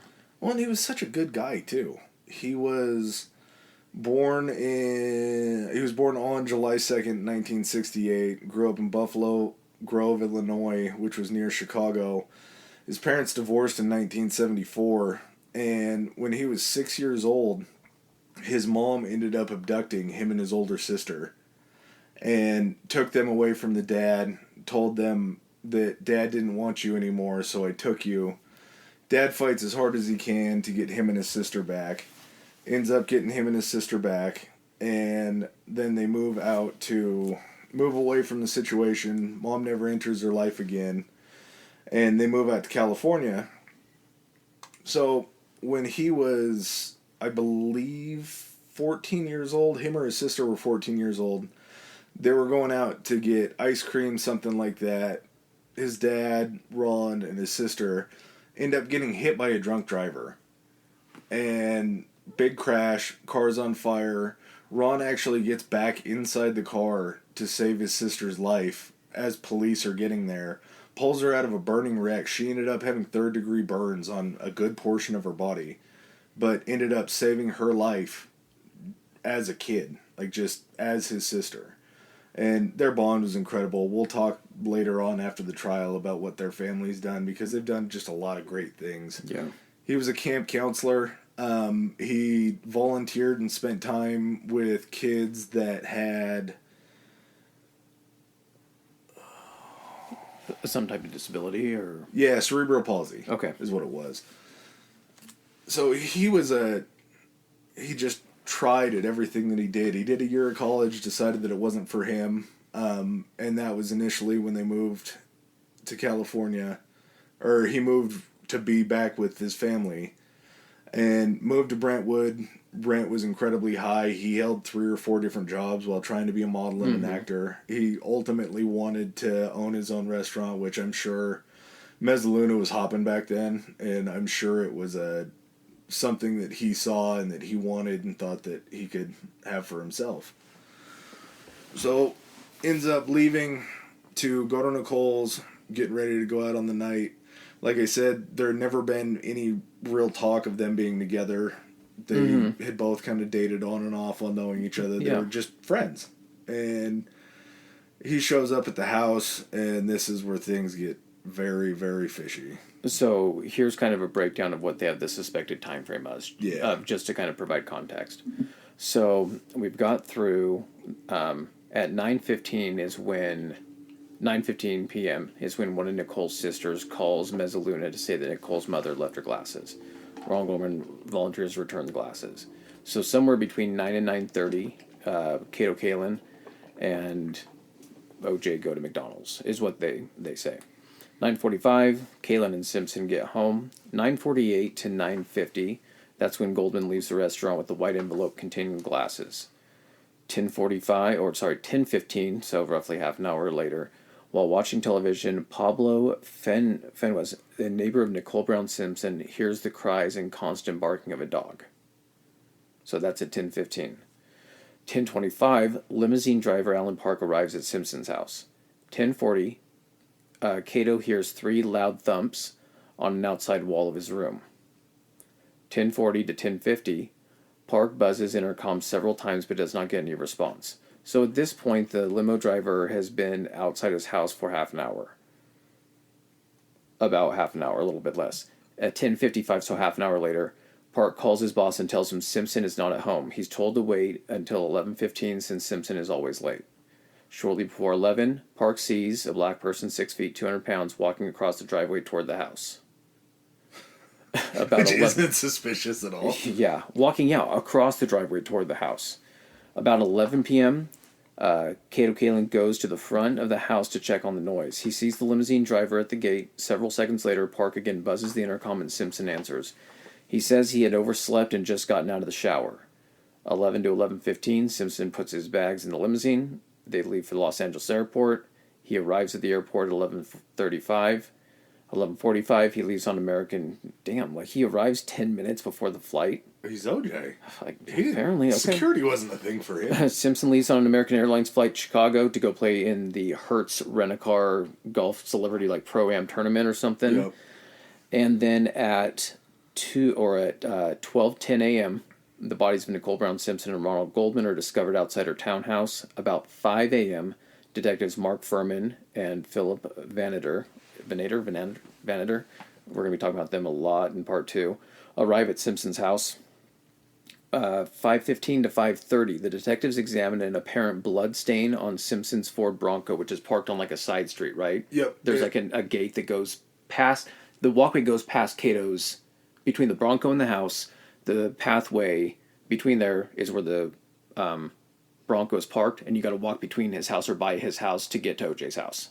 It was like a side street, and the way that the Bronco was parked was very disheveled. It was in at an angle, so it looked like somebody parked it. What I'm saying is OJ, from getting out of the Bronco, would have to walk past Kato Kaelin's house, which would be the thump on his wall. He supposedly, and this is almost even corroborated by OJ afterwards, but if he had done it, he said that he had hopped the fence and had tripped against the AC unit for Kato's guest house and had fallen up against Kato's house. So that would have been the thumps. Gotcha. Okay. So the detectives, as they see the apparent blood stain on the Bronco, about 10 minutes later, Detective Furman decides to jump the wall in order for the police to get inside the estate. At that point, because they're seeing the blood, they feel like there's probable cause for someone either injured inside or something happening inside. There is, but at this point, they don't know that that's OJ's Bronco yet. Correct. So they're entering his property without a search warrant, which is a big no-no. And I'm sure we'll cover that as part of the trial and everything. So he ends up letting the other police inside. Once on the grounds, the detectives awaken Simpson's daughter, who's staying in, I guess, another guest house. And she takes police into the house and telephones Kathy Randa, her father's longtime assistant.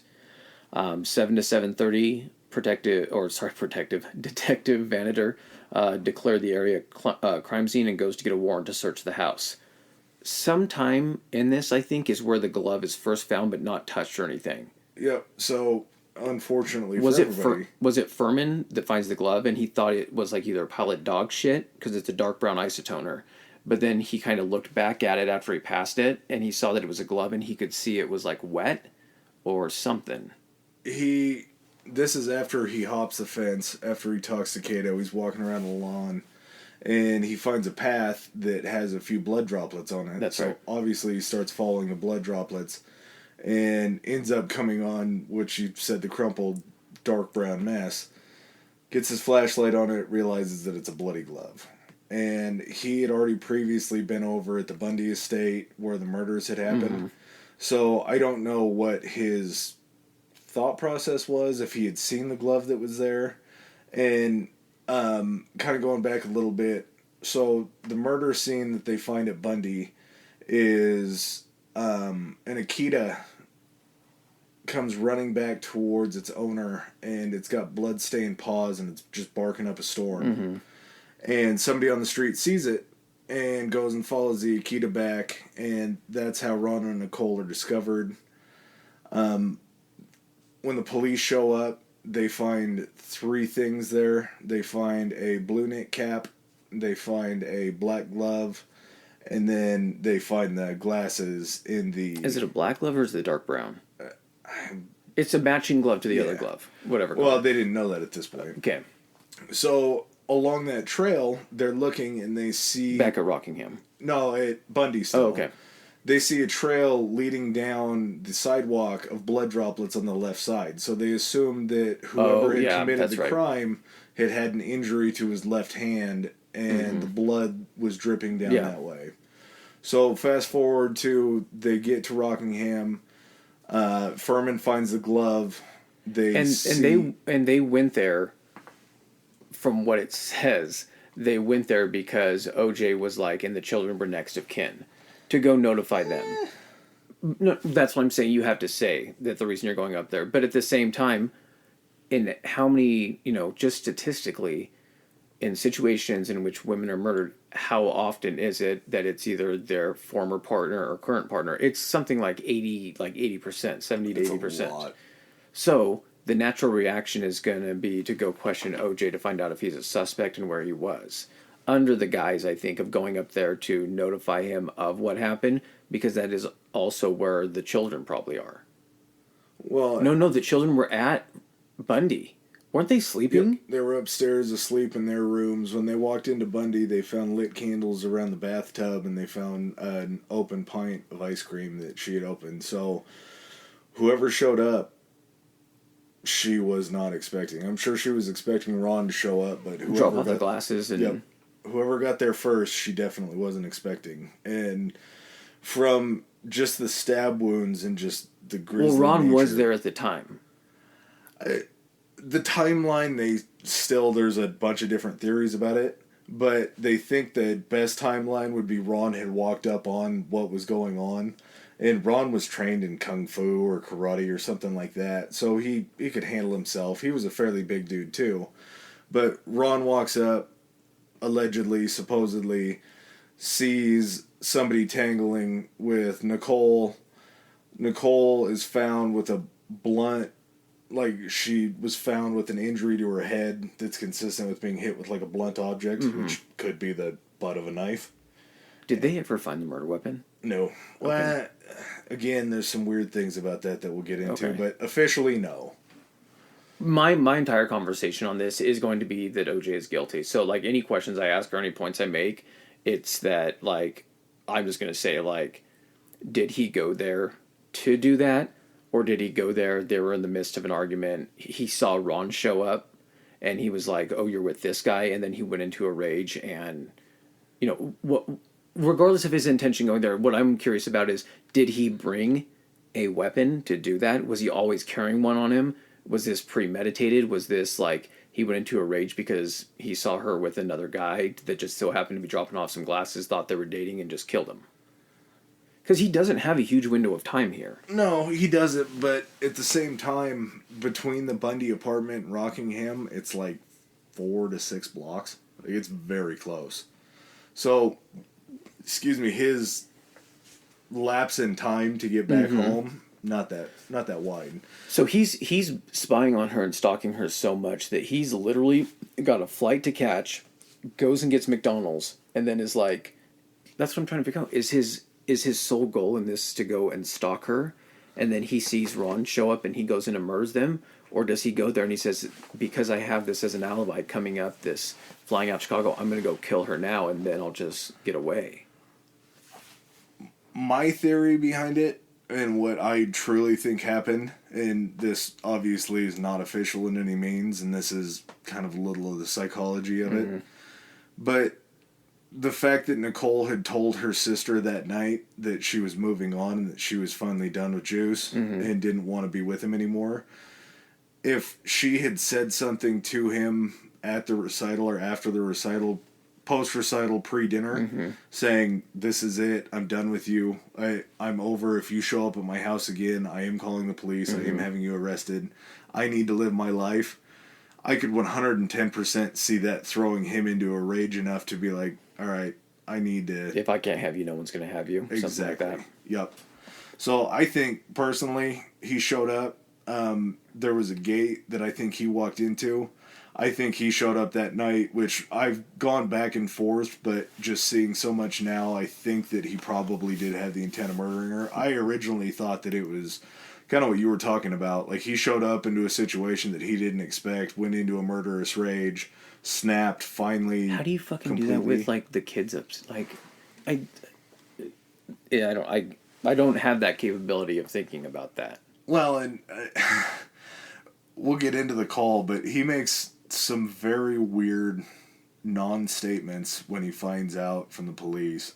But I think he shows up, I think he knocks on the door, I think Nicole comes out, they have a little argument, he gets a hold of her, they kind of start to get in a tussle. He may have stabbed her at this point, I don't know. I think Ron walks up onto what's going on, sees what's happening, he dispatches Nicole with a sharp hit to the top of the head with the knife, drops her out cold, engages Ron. Ron had defensive wounds when they found him on his arms, and he was stabbed somewhere, I want to say it was around like 15 to 20 times. So he wasn't going down without a fight. And they also found... He wasn't a small dude either. I think he was like 6'1". Yeah, they were probably around the same height. Because OJ at that point, he wasn't playing football anymore. I think they said he was down to somewhere around like 200 pounds. So, I mean, he wasn't like in his peak like playing days. No. So he's, he's not as formidable, but I mean, he's still a big dude. Well, and he's still an athlete that has a knife. Yeah. Yeah. So I think they probably got into some sort of a skirmish. Oj is just stabbing the shit out of him, trying to go away. Ron, with that fight or flight instinct, going all the way back to saving his sister from a burning car, isn't going to let anything happen to Nicole. He probably went out fighting like a champ, being just the bad motherfucker that he was. I think after he had killed Ron, he had turned back to Nicole, and he had sliced her throat so far. I know. Which, we're not good at, like, trigger warnings or anything like that. If you're a victim of domestic violence or anything like that, I'm sorry, we should have started off by saying this is going to get a little deep. But he sliced her so far that there was a mark on her vertebrae, like on her spine. They is just it's disgusting to talk about, honestly. But I think they said that there was something that her father had said that they had to go ahead and have her wearing a turtleneck at her funeral because he had almost like decapitated her. And so, I mean, that's really all I want to go ahead and say about that. Yeah, it was just the way they describe it. It was carnage, and it was like an animal. Well, and the only reason that I bring it up is because I feel like it kind of plays into a certain, like when you walk into a crime scene and you see somebody that is shot 6 times and then somebody that's shot twice, when you start locking up the list of suspects, you want to see which one of the victims was probably the focus of the attack. Yeah. Because, like we talked about, Ron was just wrong place, wrong time. Yeah. And had he walked up on OJ and Nicole fighting, and OJ saw another dude showing up to see Nicole, he was probably just lost it even worse at that point. He was already in a murderous rage, but then he sees some dude showing up. So the only reason I bring up what he did to Nicole and what he did to Ron was because it shows the Nicole. I mean, it's supporting the fact that Nicole was the target. Yes. It was also her house. Ron wasn't going to be known to have been there at the house, so it paints her that the crime was against her. Yep. That's what it allows you to do. So it allows you to say the crime was against her, and it was Ron that was kind of the bystander on that. So at this point, they turn Rockingham into a crime scene. They call OJ, let him know what happened. He's like, "What? What are you talking about? Oh my God, Nicole's dead. Okay, I'll come back." So he ends up coming back. Well, at this point, if you are a father, you don't ask the police how she died. But almost more importantly, Are as the kids a father, okay? Yeah, you don't ask who has the kids. You don't. Sorry. You're good. You don't ask, are they safe? You don't ask what happened to them. You just found out that your ex-wife who's watching your kids was murdered. And you don't ask the question, are my children okay? Which, I mean, if you don't ask that question, why do you probably not ask that question? Yeah. Because you know that the kids are okay because you were the one that killed your wife and didn't touch the kids. And so he ends up coming back. The police, at this point, they've already established DNA evidence, or are they in the process of doing DNA evidence? They're still waiting on DNA evidence. They never arrested OJ when he came back and they brought him in for questioning. Yeah. Which the police, at this point, I don't know if it was that privilege that he had finally earned that we had talked about, but they bring him in for questioning and never ask a follow-up question to an answer. No, it was two gives. cops, and he made it to where the information provided during that questioning was completely unusable because he kept going off on tangents of stuff. He'd be like, "Well, then I was in Chicago and I was took a shower, and then after I took my shower, what did I do? I think I went to go get a beverage." And then he provides all of these like detailed things, and it's just basically nonsensical. Talking about everything, they can't use anything because some of the stuff is contradicting other stuff. And like you said, they didn't ask like follow-up questions. Like, "Hey, where were you between this time?" "Well, I went to McDonald's." Like, they were just taking things that he said as they were. And not only that, they question him about a fairly large cut on his left hand and how he had sustained that injury. He told them that in a fit of rage after finding out that Nicole had been killed, he smashed a glass and it cut his left hand.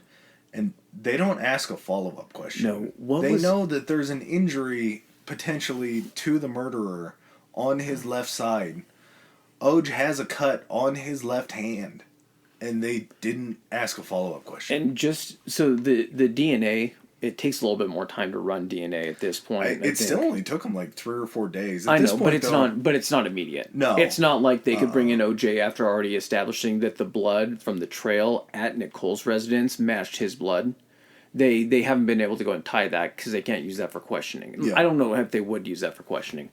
Well, and at this point, they considered him a suspect kind of on the peripherals, but they didn't have a direct link. They just saw blood and blood. And originally, when they went in to notify quote-unquote OJ, when they saw the blood, they immediately got concerned that whoever had killed Nicole had come over and killed OJ. So that's why they were knocking on the door. Yeah, that's why they were trying to gain entry, because they thought after all the blood trail and everything that they had seen that the killer had shown up to kill OJ. Not that OJ was quite the killer yet, but they thought that his life was in danger. I'm trying to remember, what was his friend's name that was the cop? He had a lot of them. He played in charity golf tournaments. Yeah, for police. there was one guy that he used to hang out with that he grew up with as well, I think. And it was like his buddy. But anyway, so kind of like you were saying, what he's telling the cops about how he hurt his hand. So that guy's hanging out with them, and someone asked OJ, like, hey, what'd you do to your hand? He's like, I was golfing. And he did something like with a tee or something like that. He swung and caught. It was some bullshit. And that guy was with him. And then he was with someone else, and they asked him how he hurt his hand. And he made up a third story about like he was working on his car. Or he was working on the Bronco. He was trying to reach inside the Bronco for something. And he caught his hand. So he has the story that he told to the two cops that were interviewing him, which his friend who is the cop knows that story, then tells him in front of him 2 other stories. And at this point, his buddy was like, I think he did this. And so at some point, he goes to this guy and he's like, hey, you got to help me. He's trying to ask him about, I don't know if he's asking him like, what are the hypothetical, making him sound like hypothetical questions or anything like that.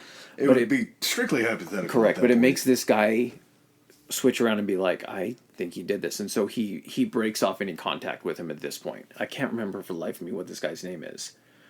And at what point, what evidence did they get back that the warrant was actually ordered for his arrest? Was it at the point when the DNA came back and it was DNA from the glove found at OJ's had Nicole's DNA? Or, yes, it matched Nicole's, correct? The amount of blood that they found on everything in the house was something incredible. The amount of DNA and everything. Ron Shipp. That's right. Was the Ship. retired LAPD That's what officer. Come on, Shipp. Come on, Shipp. So they gotten all this forensic evidence back. On the glove that they had found at OJ's place, they found OJ's blood, Nicole's blood, and Ron's blood. They had found fibers in OJ's socks from, I believe it might have just been blood and DNA, but they had found something of Ron's and something of Nicole's on socks that they had found in OJ's place. And obviously, when he sneaks back into his house, he's taking clothes off, he's trying to get in the shower. This cut on his hand keeps bleeding. They had found DNA in the sink in the bathroom, which I don't know if that would be the only place he would have washed off, but that was the only sink that they had checked in the drain in the sink. So they had just a mountain of evidence that they knew was going to be something that they could convict. Nicole and Ron's blood from Bundy was found at OJ's Rockingham estate. Not just on the glove either. It was found inside the residence. They found bloody footprints in the blood at Bundy, which they'd found footprints outside of the house at Brentwood, so I'm sure they probably compared those as well. And it was this will come up again in the civil trial, but it was a very rare pair of Italian shoes that they'd only made so many of. And not to mention, I don't know if they'd figured it out at this point, but the glove that they found at the scene and the glove that they found at Rockingham, which the second scene, were a pair of very rare gloves that they had only sold at somewhere on Fifth Avenue. It was like a Saks or something like that. They had only made a few hundred pairs of them, and they actually found a receipt in Nicole's possession for that same pair of gloves that she had given OJ. And OJ admitted to those being his gloves at one point, but said that they were ugly as hell and he would never wear them. So they end up knowing at some point that those are his gloves. Whether that was prior to the arrest or not, it was still another connection. I'm trying not to bleed all that evidence, and there's just so much shit that proves that he did it. So, where are we at? He comes back. He goes to her funeral, too.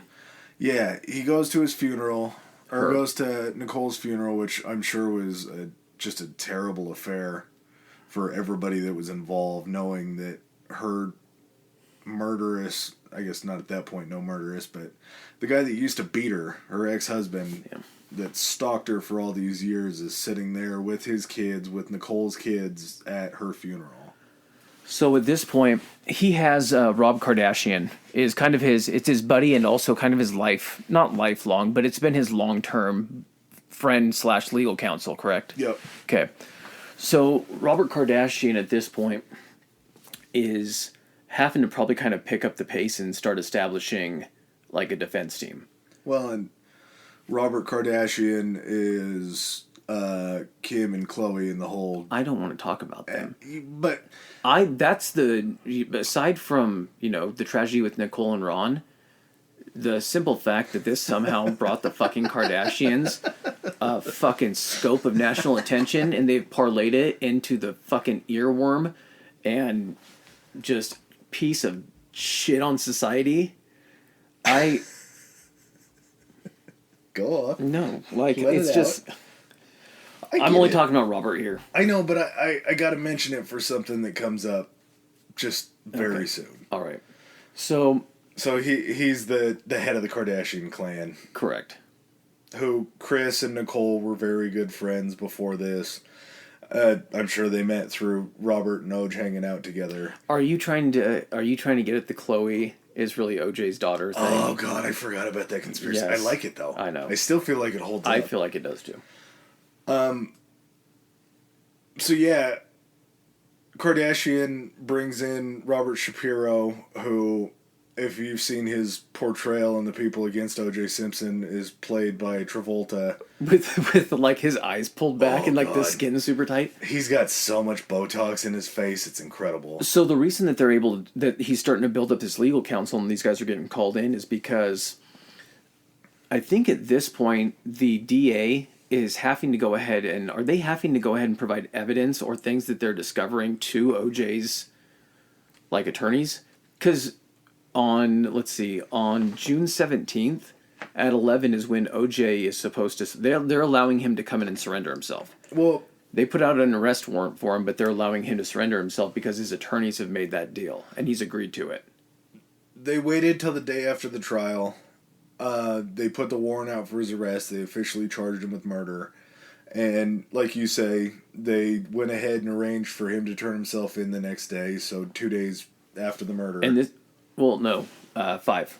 5 days is when it was? Yeah, if the 12th is when the murder... Okay. Yeah. So he's out for... I mean, this is moving pretty fast. Yeah, very fast. And I'm sure it's because they're looking at this as a slam dunk case. Yeah. There's so much evidence. Oh, yeah. And so the letter... So Shapiro and Kardashian come out, and OJ is with AC, and they're at the Kardashians' house. Yep. They're hanging out, having a little powwow beforehand. They're kind of sensing that something's wrong with Juice. Mm-hmm. He's about to be arrested for his ex-wife's murder. Yeah. So I'm sure it probably wasn't a real joyous time. OJ pops into, I believe it was Chloe's room. Forgive me for this. I know you will, but maybe we have some people that are Cardo fans. It was either Chloe or Kim's room. I want to say it's Chloe just because there might be a family link there. Goes into his daughter's room. Yeah, goes into his daughter's room, ends up writing something that is eerily similar to a suicide note. It is a suicide note. And while he's in there, has sex with his current girlfriend after or before one of the two writing the note. And then AC comes up to the room. Oj says that he's out. AC sneaks him out of the Kardashian house without Shapiro or Kardashian knowing. It's while they're reading the letter or something, isn't it? Because there's reporters at his house. Yeah. They're doing like a press conference at Robert Kardashian's house. The first one. Yes. There were two. So they're doing it, the first press conference like you're talking about, saying he plans on turning himself into 11. We're going to make all this happen. They're going to make it all happen. Oh, two within the same day. Yeah. Okay, I gotcha.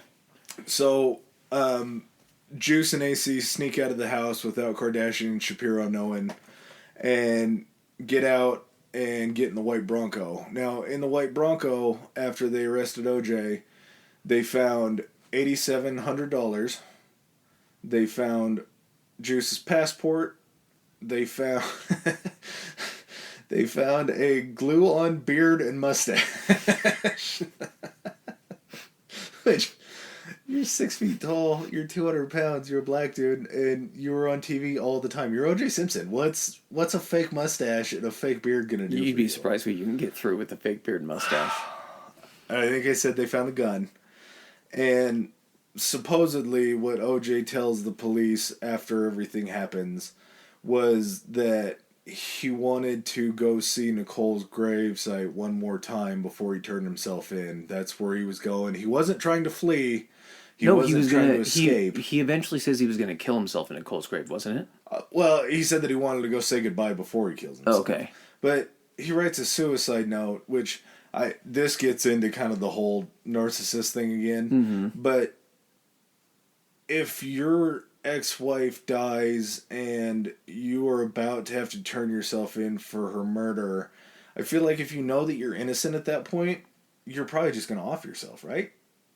If you are going to commit suicide, you're going to leave the note and you're going to do it right there. You're not going to go on this wild goose chase to go to your ex-wife's grave and all that stuff, right? Like, if you're just going to do it, you're going to do it. And I feel like him and the whole Bronco chase, it was all manufactured by him, just for more sympathy, more. Oh, yeah. I don't know if. I mean, I guess it was one of those situations where like this can't hurt my scenario. Like I'm already looked at as so guilty. Like I got it. It's like wild card. Yeah. Like Very true. I'm gonna go and threaten to kill myself because I'm so distraught about Nicole and that everyone hates me and all this kind of stuff. Like, it worked. Like, it's so shitty to say, but it fucking worked. And you have to think, if you're gonna go with the whole try to garner sympathy with the suicide note and all that, you don't just want your lawyers to know and everybody else. You want everybody that could be a potential juror, anybody that could be on your side, anybody that was an OJ fan. You want them to know that you're so distraught about your ex-wife dying and you being accused of it that you're willing to kill yourself. Yeah. So they're allegedly headed to Nicole's grave. OJ says that he was denied access at Nicole's grave because there was a police officer standing there keeping watch. Ends up being mad about that. They take off. At this point, are Kardashian and Shapiro, have they read the note and made the announcement that he's gone? So they're about to find out at this point. Okay. Kardashian and Shapiro find the note, like you were just saying.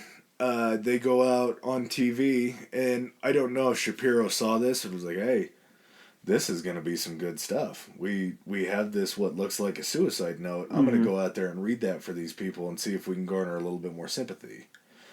They go out.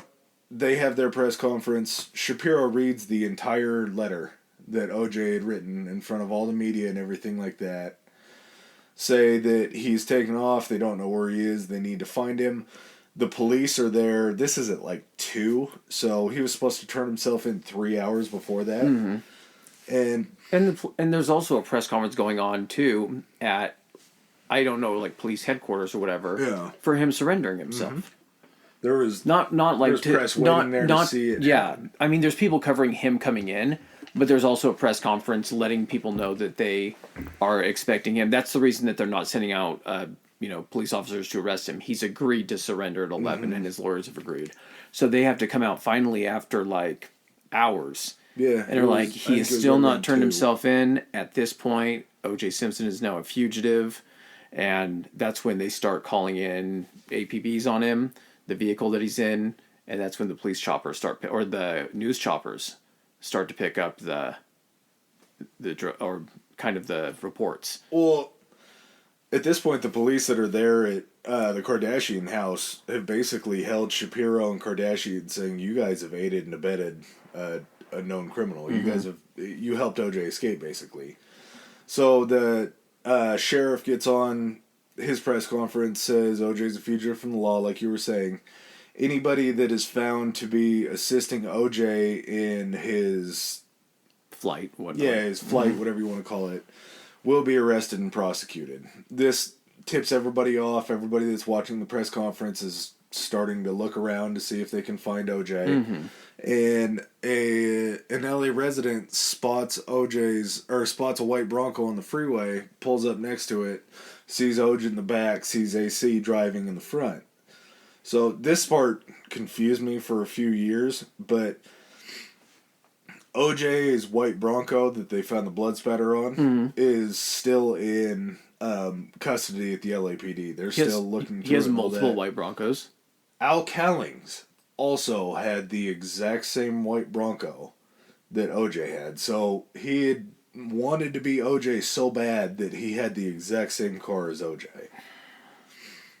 So this fella sees the white Bronco, sees OJ and everything on the freeway. Okay, so he calls it in. The police go to announce it, broadcast it to the other officers to go ahead and start either pull him over or pursue him. There's like a lone, I can't remember which affiliate it is, if it's CBS, ABC, NBC, which one. There's a lone news chopper kind of in the area, and they find the Bronco being pursued by like one or two cop cars at this point, because the police have found him at this point. And I think for like 15 minutes, they're the only ones on scene. So as soon as they found the Bronco, they called in, and immediately whatever was going on that channel, they cut that broadcast and they started broadcasting, urgent news bulletin. Yeah. And so for like 15 minutes, it was just this one channel. But then all of a sudden, everyone started sending in their news choppers. And by that point, you get the famous incident of what was like 30, it looked like 30 cop cars just in a low speed pursuit. Yeah. And it's the weirdest thing to see the freeway in Los Angeles with like no cars on it.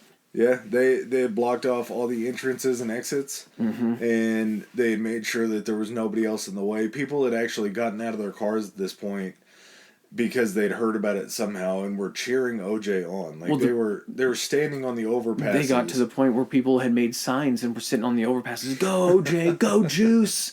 Juice is innocent. Loose. Yeah, free Juice. So at this point, AC's driving and has the gun, and OJ is sitting in the back. Yeah, so crouched down to where no one can see him, but AC's on the phone actually with the cops. Well, and just to drive this point home, because this to me is something that changed the world. I know that sounds weird, but this changed the world. So every major news network and every major TV channel cut to the O.J. Simpson car chase all across the United States.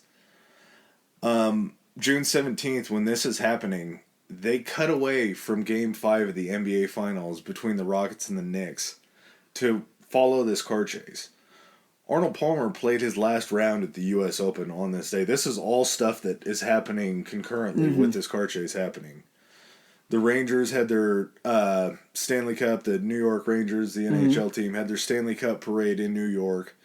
The World Cup had just begun. So in the sports world, nonetheless, OJ being a major sports star is interrupting all these major sports moments across the country. And they estimated that 95 million people tuned in to watch this car chase. I can't recall if I was watching, if what I saw was, because how long was this thing on repeat in the news cycle? Forever. Okay. But I do want to say that, this was summer, no school, anything.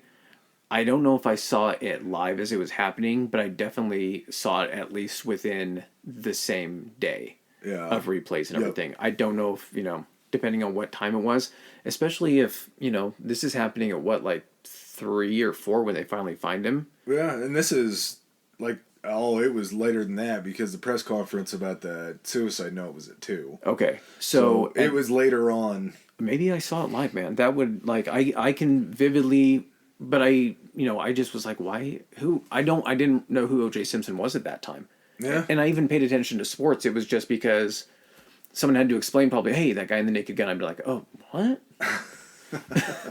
Nordberg is in a police chase and it's on my TV here? Yeah. Domino's had reported that they sold as many pizzas on that night for delivery that they would sell during a typical Super Bowl night. Because everyone was wanting to stay in and get pizza and watch the chase. Exactly. That is how many people were so tuned in and locked in. Can you imagine, though, how many Domino's orders got held up from people not being able to get to where they're trying to deliver it because all the roads being backed up? Can't take the freeway. I'll be there in an hour. I know, right? He'll be arrested by then. Just get here. So while this is going on, though, they are talking to AC. Yeah. Dispatcher, a negotiator, is talking to AC while he's driving. They have him on the phone. AC is going nuts, saying OJ is sitting in the back of the Bronco. He's got a gun up to his face. Mm-hmm. Don't do anything that's going to make him. You guys need to back off. He starts saying that OJ just wants to go home. He said that he wants to go home.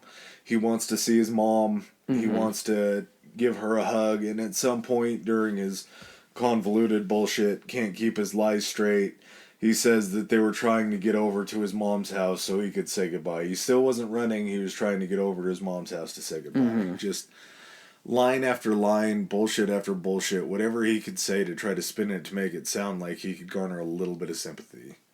And then the guy that's talking to him on the phone, the fucking negotiator, OJ, he finally gets to talk to OJ. He's finally actually talking to OJ himself. He's like, everybody hates me. I love her so much. I loved her. I'd never hurt her or anything like that. Everyone hates me. And he's like, oh, no, Juice, everyone loves you. No, but, I mean, that's his job, is to get him to... Mm-hmm. But it's just... We love Pioneer Chicken, oh, Jesus come back. Christ. But yeah, everyone hates me, Juice. Everyone loves you. You're scaring everybody, Juice. I would never hurt them. I would never... this isn't for them. And... they actually allow him to go back. They make a deal that allows him to drive, that allows AC to drive back to Rockingham. They have to send police cars in advance to clear out the roads. There's people lining the streets all the way up to his house. He finally gets there, and as soon as they pull in and stop the car, is it OJ's son that comes out to like the door and starts arguing with AC or something like that. And then he pushes him back. There's already cops at Rockingham, like in the house. They're not like outside the house. It looks like they're in the kitchen or whatever room is right off the driveway. Because they come out and pull OJ's son back in. AC eventually gets out. Never arrested. And then after, how long was OJ? It was hours, right? That he was in there by himself. He stayed inside there, and again, a million theories about what this was about. The one that I feel like, because you're listening to us, sounds the best to me, was that it's going to be a lot harder for the media to get pictures of OJ being arrested if it's dark outside. That's I think what they said it was. Mm-hmm. Or if they have to shoot him. If something happened and he came out, come on, that's got to go hand in hand with they don't want to see him getting arrested. Well, and this is bullshit, and I could maybe see that. That would make sense.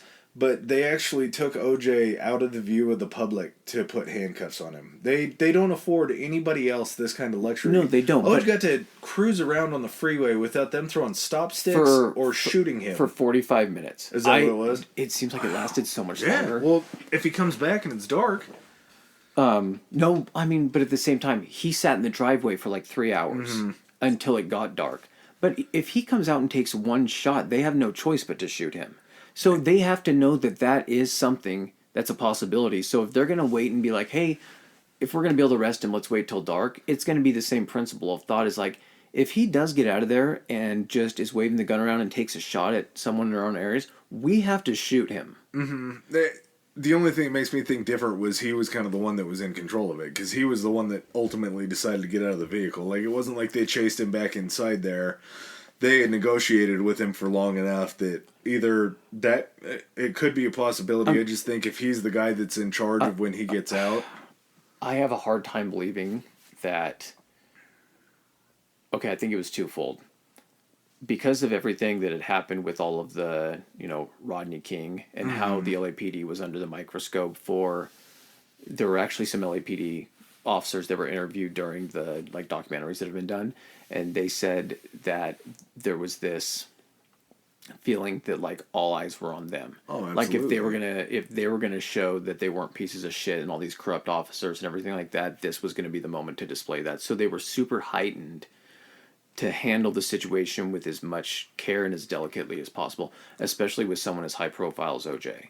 Well, that's probably why they didn't stop him on the freeway. Yeah, but at the same time, there had to have been a thought in their head to say, if he comes out and he shoots at us, we don't have a choice. So if we do have to do that, it's probably best that that happens where a bunch of fucking news cameras can't see it in broad daylight.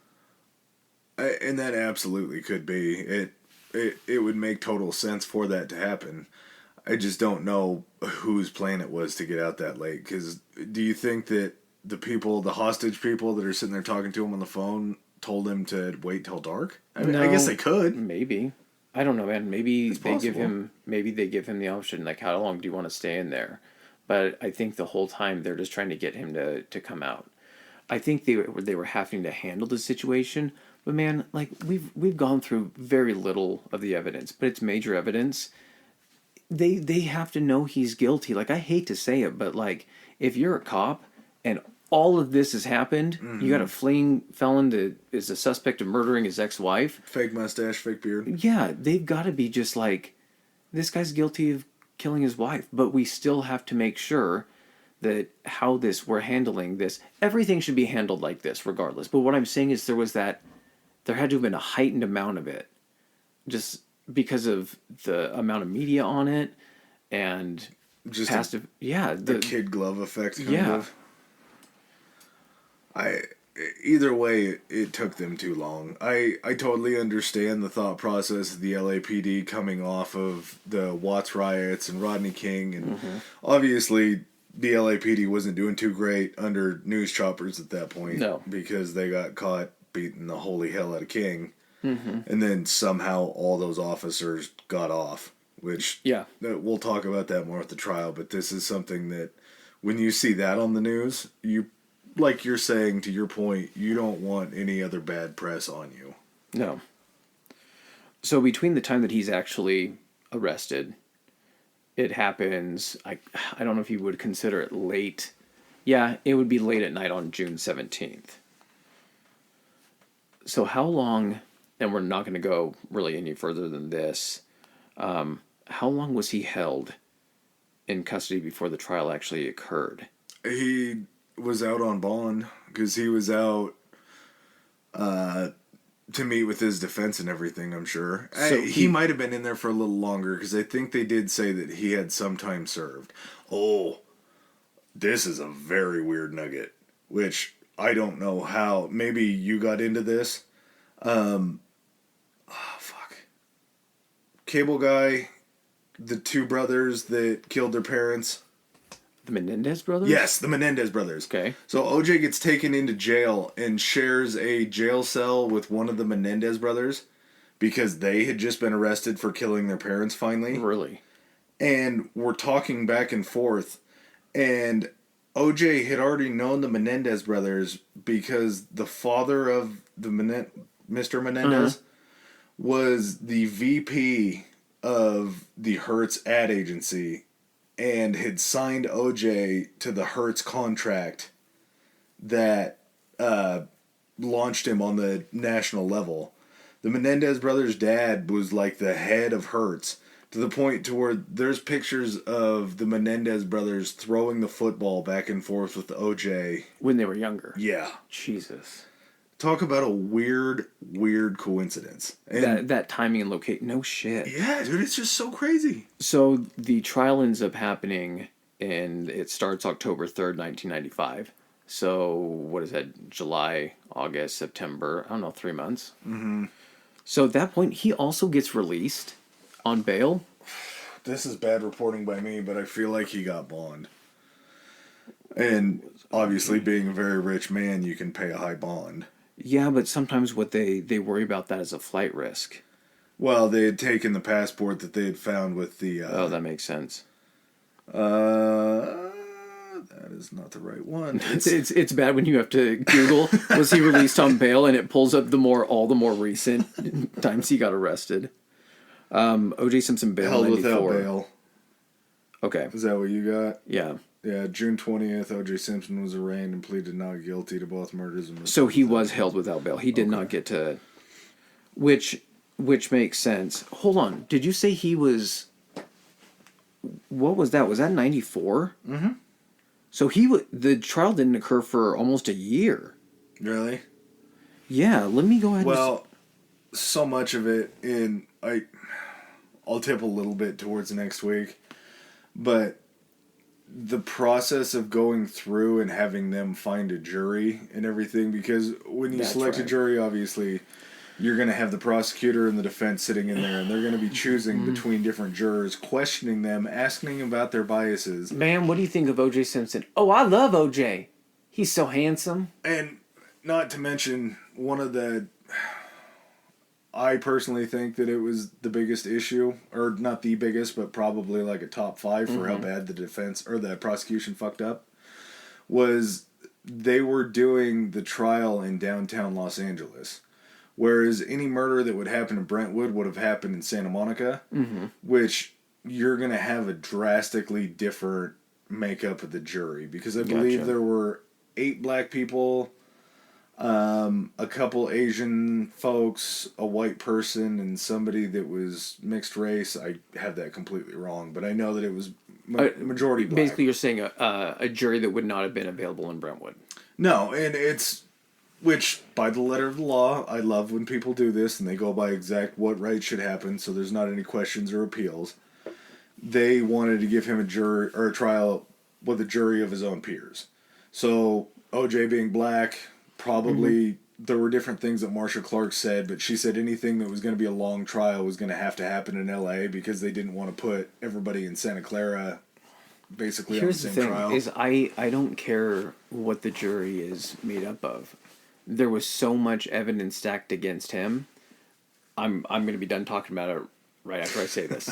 There was so much evidence stacked against him that it should not have mattered what the jury or who the jury consisted of and what their beliefs were. It should have been an open and shut case, and next week we're going to find out how this softball of a case beach ball. Yeah, how OJ got away with it, I guess. Yeah. All right, you think you'll be able to hold yourself? Yeah. Hold your excitement for a few days? Back into it. If my lungs hold out for the next recording, I'm ready to go already. I could do this for the rest of the month. Okay, guys. Well, join us next week when we actually tackle the OJ trial. Later. Peace.